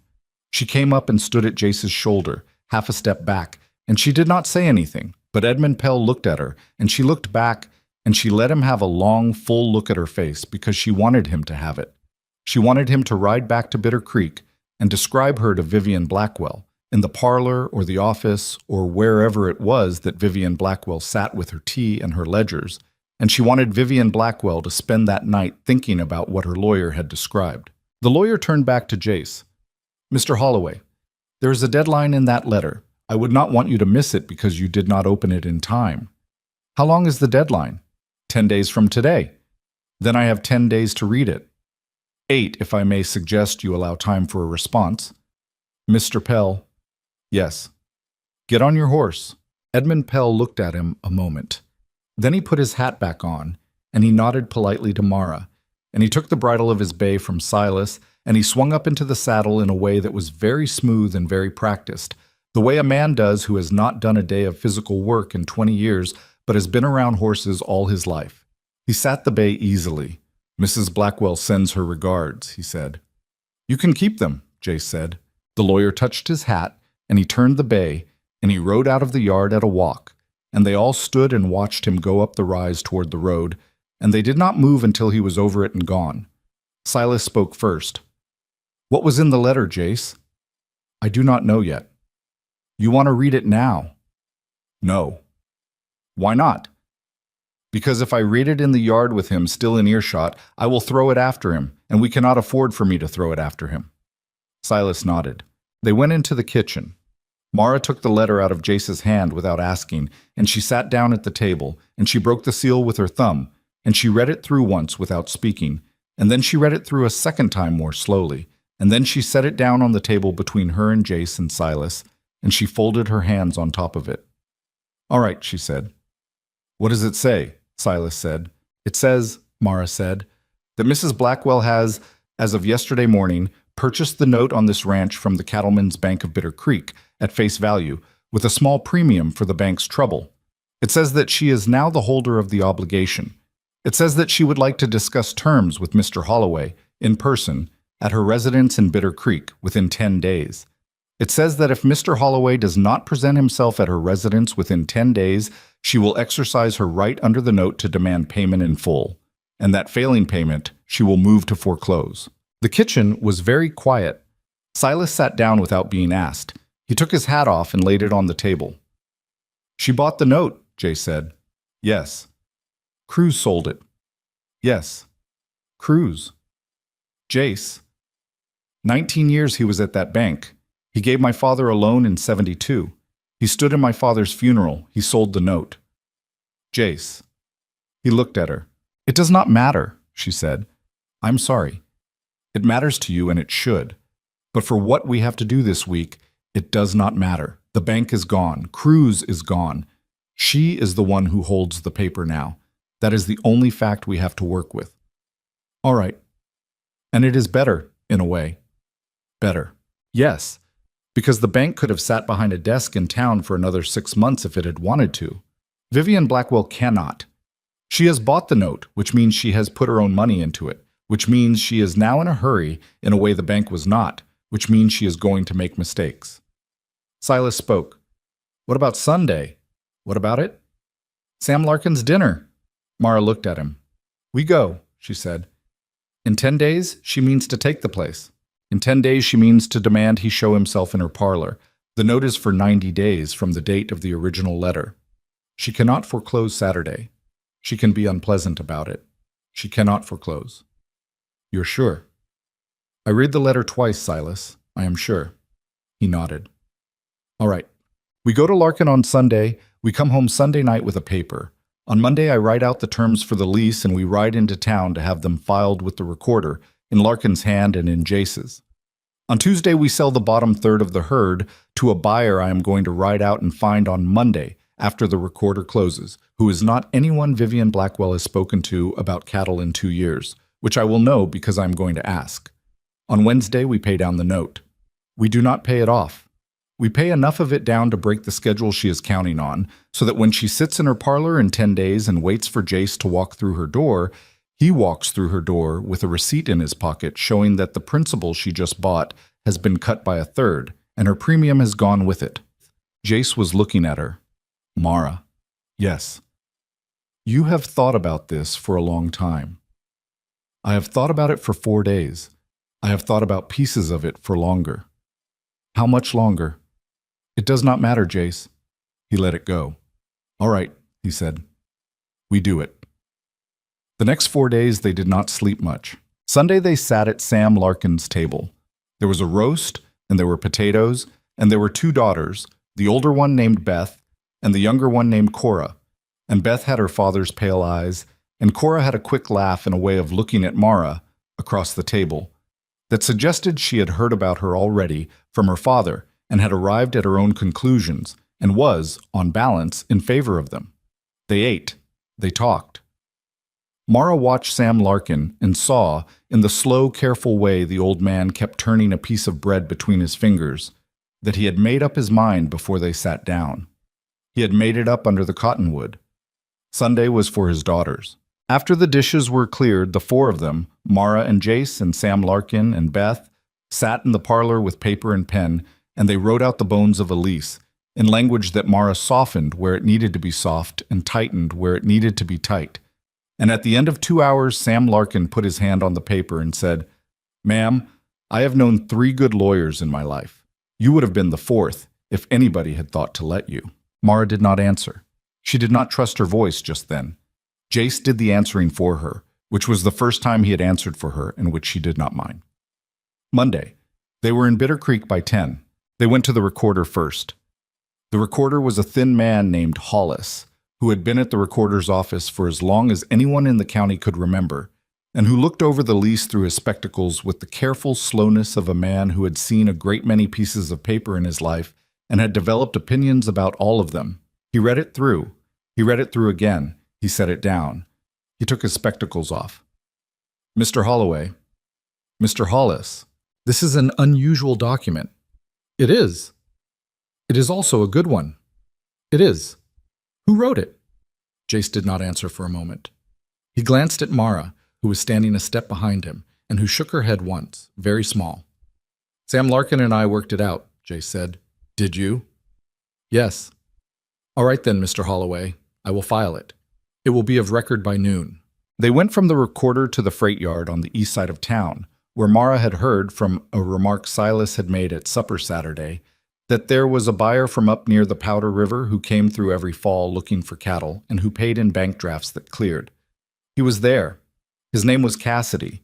He was a heavy man in his 50s with a face that had been weathered to the color of saddle leather, and he listened to Mara for about 4 minutes, with Jace standing beside her not speaking. And at the end of the 4 minutes, he said, "Oh, ma'am, I'll take 120 head at 22 a head if you can have them at the railhead by Thursday." 120, she said. You said your bottom third. I read your bottom third at 120. I have been buying cattle for 31 years, ma'am. I can read a man's bottom third without seeing his herd. 22 a head. 22. 23. Ma'am. 23, Mr. Cassidy. I have been reading cattle reports since I was 12. The market is at 24. You are buying off the back of a wagon with no advertisement and no commission. You can have them at 23, or you can ride to the next valley. Cassidy looked at her. Then he laughed. It was a real laugh, the kind that came up out of his chest, and it ended with him shaking his head and pulling a small leather folder from the inside pocket of his coat. 23 ahead, he said. And ma'am. Yes. If you ever want to sit on the other side of a table from me again, I will buy the coffee. I will remember that, Mr. Cassidy. They rode out of Bitter Creek at 4 in the afternoon with a bank draft in Jace's pocket for $2,760 against a delivery of 120 head at the railhead Thursday morning. They drove home in a kind of silence that was not quite the silence of Thursday on the road from Larkin's. It was a longer silence, and underneath it was a thing they had not talked about and would not for some time yet. Tuesday, the cattle moved. Tom and Silas and Evan and 3 of the other hands on horseback working from sunup cut the bottom third of the herd out of the south pasture and pushed them north along the creek toward the rail. Drew Kincaid was not with them. Drew Kincaid was in the bunkhouse, which was now under steady watch by 2 of the hands, and Drew Kincaid was no longer being told anything about what was happening on the ranch, because the 3 days Mara had asked for were up the morning of the day Edmund Pell rode in with the letter. And after the letter, there was no longer any reason to leave the door open for Drew to send anything to anybody. Wednesday, with the cattle at the rail and Cassidy's draft cashed at a bank in the next town over, which was not the cattleman's, Jace rode into Bitter Creek alone, on a horse he had borrowed from Sam Larkin, in a coat that had been brushed. He came back at sundown. He came up the road slow. He came down into the yard slow. He sat his horse in the yard a long moment before he got off, and Mara, on the back step of the kitchen with a dish towel in her hand, watched him swing down and tie up and walk toward her, and she watched his face, and she could not read it. Jace? Mara? Did it go? It went. Did she see you? Not at the bank. She was not there. I dealt with a clerk. The principal was $8,011 when I walked in. It was $4,512 when I walked out. I have a receipt in my coat that has a seal and a date and a signature. Jace, Mara, you did it. You did it. We did it. He looked at her. He did not say anything for a long moment. Then he handed her the receipt, and he walked past her into the kitchen, and he sat down at the table and put his face in his hands, and he did not cry, because he was not a man who cried, but his shoulders moved for the space of about 3 breaths, and Mara stood on the back step with the receipt in her hand and looked at the dust of the yard and did not go in until she was sure he had finished. Thursday. Vivian Blackwell sent a second letter. It came by a different rider this time, a boy from town who left it on the porch and rode off without waiting. The letter was shorter than the first. It was written in a hand that had been carefully steadied, with a kind of pressure on the downstrokes that suggested the writer had not been calm when she sat down. The letter said that Mrs. Blackwell had learned of certain transactions undertaken by Mr. Holloway and was prepared to discuss revised terms. The letter said that her offer to meet at her residence still stood. The letter named a date 6 days away. Mara read the letter once and put it down. Jace. Yes. She is rattled. Yes. She has spent 2 years on this. She has spent her own money on it now. She has watched a third of the principal walk out the door in a week, and she has watched it walk out toward a buyer she did not have on her list, and she does not know how much else you can do that she has not seen coming. She is rattled. What do we do? You go. To her parlor. Yes. Mara, you go, Jace. You go because she expects you not to. You go because the thing she has been counting on for 2 years, more than the bank and more than Drew and more than Parker, is that you would not come into her parlor and sit across from her. You go and you sit across from her, and you bring me, and you let her say her piece, and then you and I will say ours, and then we will come home. You will come with me. Yes. All right. The day they rode into Bitter Creek to see Vivian Blackwell, Mara wore the same dress she had worn to Sam Larkin's dinner. Jace wore the brushed coat. They rode in the wagon with Silas driving because Silas had said, in a voice that did not permit discussion, that the two of them were not going alone into that woman's parlor, and Silas would wait in the wagon outside the gate. But the wagon would be there, and the team would be there, and Silas would be there with a rifle across his knees, because the time for taking chances had ended on the day Edmund Pell had ridden into the yard with the first letter. Vivian Blackwell lived in a house that took up most of a city block. It was a tall white house with a fence around it and a paved walk, and a Negro woman in a white apron opened the door when they knocked, and led them down a hall and into a parlor where Vivian Blackwell was already seated, in a chair by the window, with a small table beside her and a teacup on the table. She was 40-something. She was thin and she was elegant and she was beautiful in the way that very disciplined women can be beautiful past their first youth. And she was wearing a black dress that fit her the way only an expensive black dress fits a woman. And her hair was pinned in a way that had taken somebody a long time. And her hands were folded in her lap. She did not stand. Mr. Holloway. Mrs. Blackwell. And this is Miss Mara Quinn. She is part of my operation. Vivian's eyes moved to Mara. They moved slowly. They moved the way the eyes of a woman move who has, in the 4 days since her lawyer rode back from a yard, been hearing about a face. She looked at Mara a long moment, and Mara looked back. Miss Quinn. Mrs. Blackwell. Please, sit down. They sat. Vivian did not offer them tea. The Negro woman in the white apron stood in the doorway for a moment, and then, at a small gesture of Vivian's hand, withdrew. Mr. Holloway. Mrs. Blackwell, you have been busy. Some. I would like to come to the point. Please. I hold a note on your property. The principal is now, by your action, smaller than I had anticipated. The principal is, however, still considerable. My position remains in essence what it was. I would prefer not to foreclose. I have no desire to displace you. I have, in fact, a proposition to offer you. All right. I will tear up the note. I will return to you, free of obligation, the receipt for the principal you have paid down this week. In exchange, you will sell me a perpetual easement across your south pasture for the purpose of running a pipeline to carry water from the head of the creek to my holdings on the Henley parcel. The easement will run 40 feet wide. It will not interfere with your grazing. I will pay you for the easement an amount equal to the remaining principal, plus a sum, in cash, that you will find generous. Mrs. Blackwell. Yes. No. She did not move. She did not look surprised. She had been a woman alone in rooms with men for a long time, and she had learned somewhere along the way not to let her face do work that her mouth could do. Mr. Holloway, I would urge you to consider. I have considered. The answer is no. You are aware that I now hold the head of the creek. I am. You are aware that without my goodwill, the water on your south pasture is not guaranteed. It is guaranteed, Mrs. Blackwell, by a registered senior right that has been on file with the recorder in this town since the month after my father's funeral, which was 4 years before you arrived in this valley. It is guaranteed by the law of this territory. It is guaranteed by a judge whose name I know and whose chambers I can walk into on any morning of the week. It is not guaranteed by your goodwill. Your goodwill, Mrs. Blackwell, is a thing I have made it through 41 years of life without, and I think I will make it through the rest. There was a silence. Vivian Blackwell's hands, in her lap, did not move, but the small muscle at the corner of her mouth did.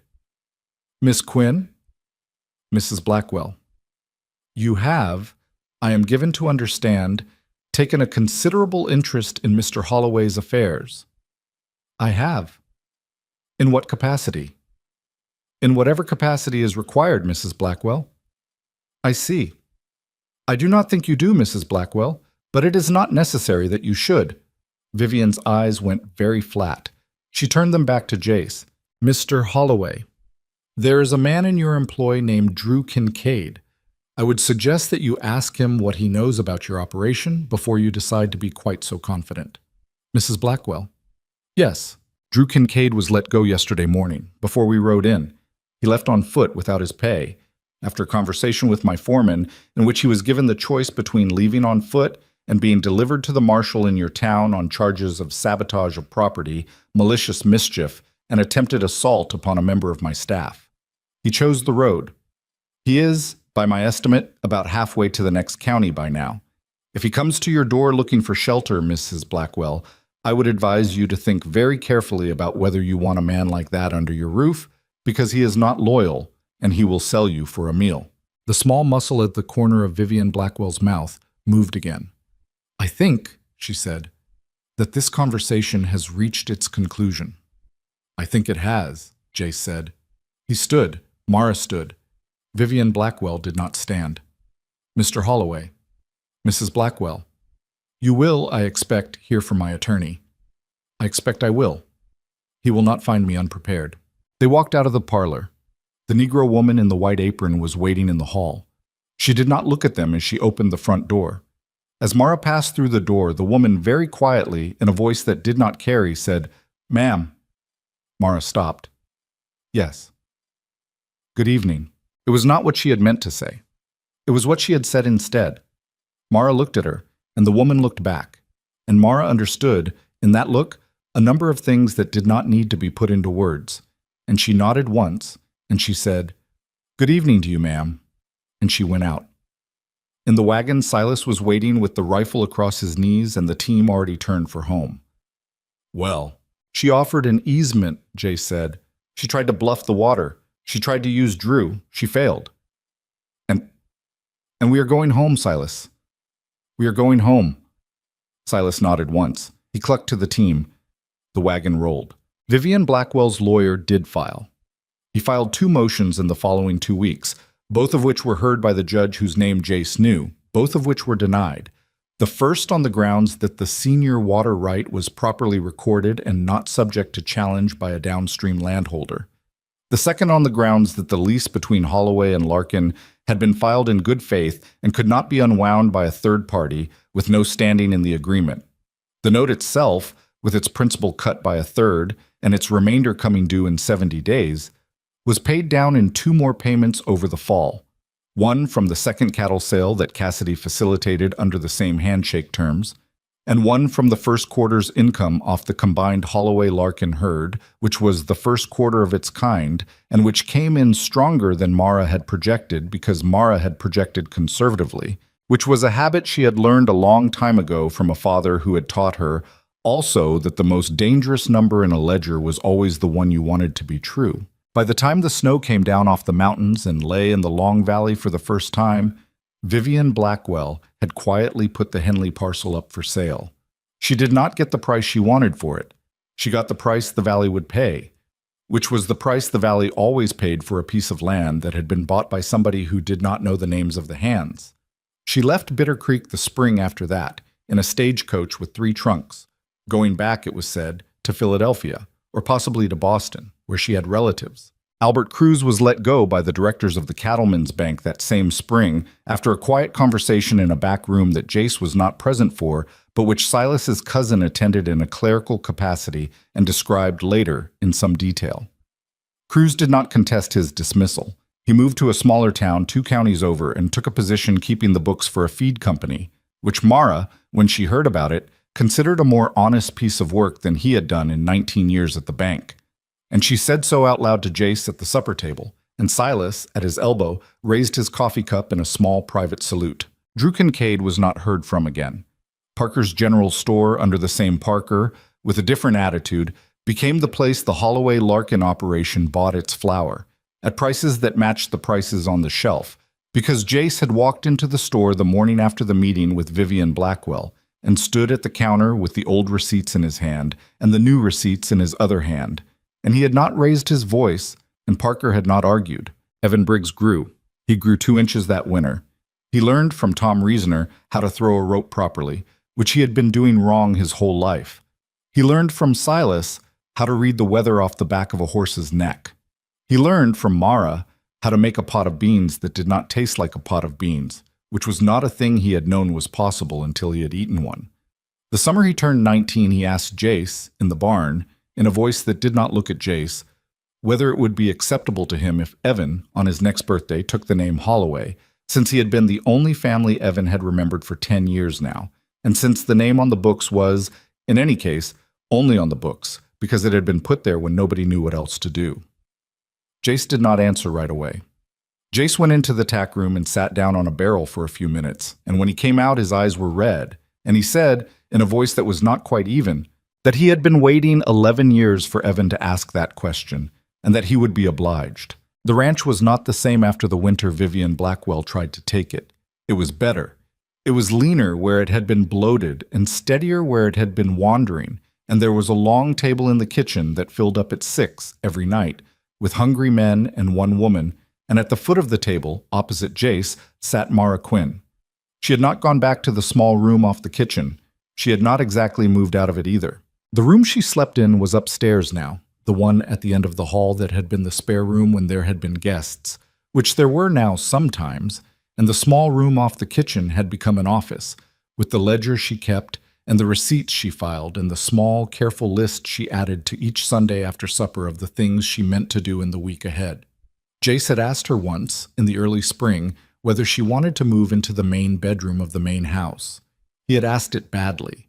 He had asked it standing in the doorway of the office with his hat in his hand, the way he had stood in the doorway of the kitchen on the first night, and the asking had not gone well, because Jace was not a man who knew how to ask a thing like that. And Mara was not a woman who knew how to be asked. She had said no. She had said it gently.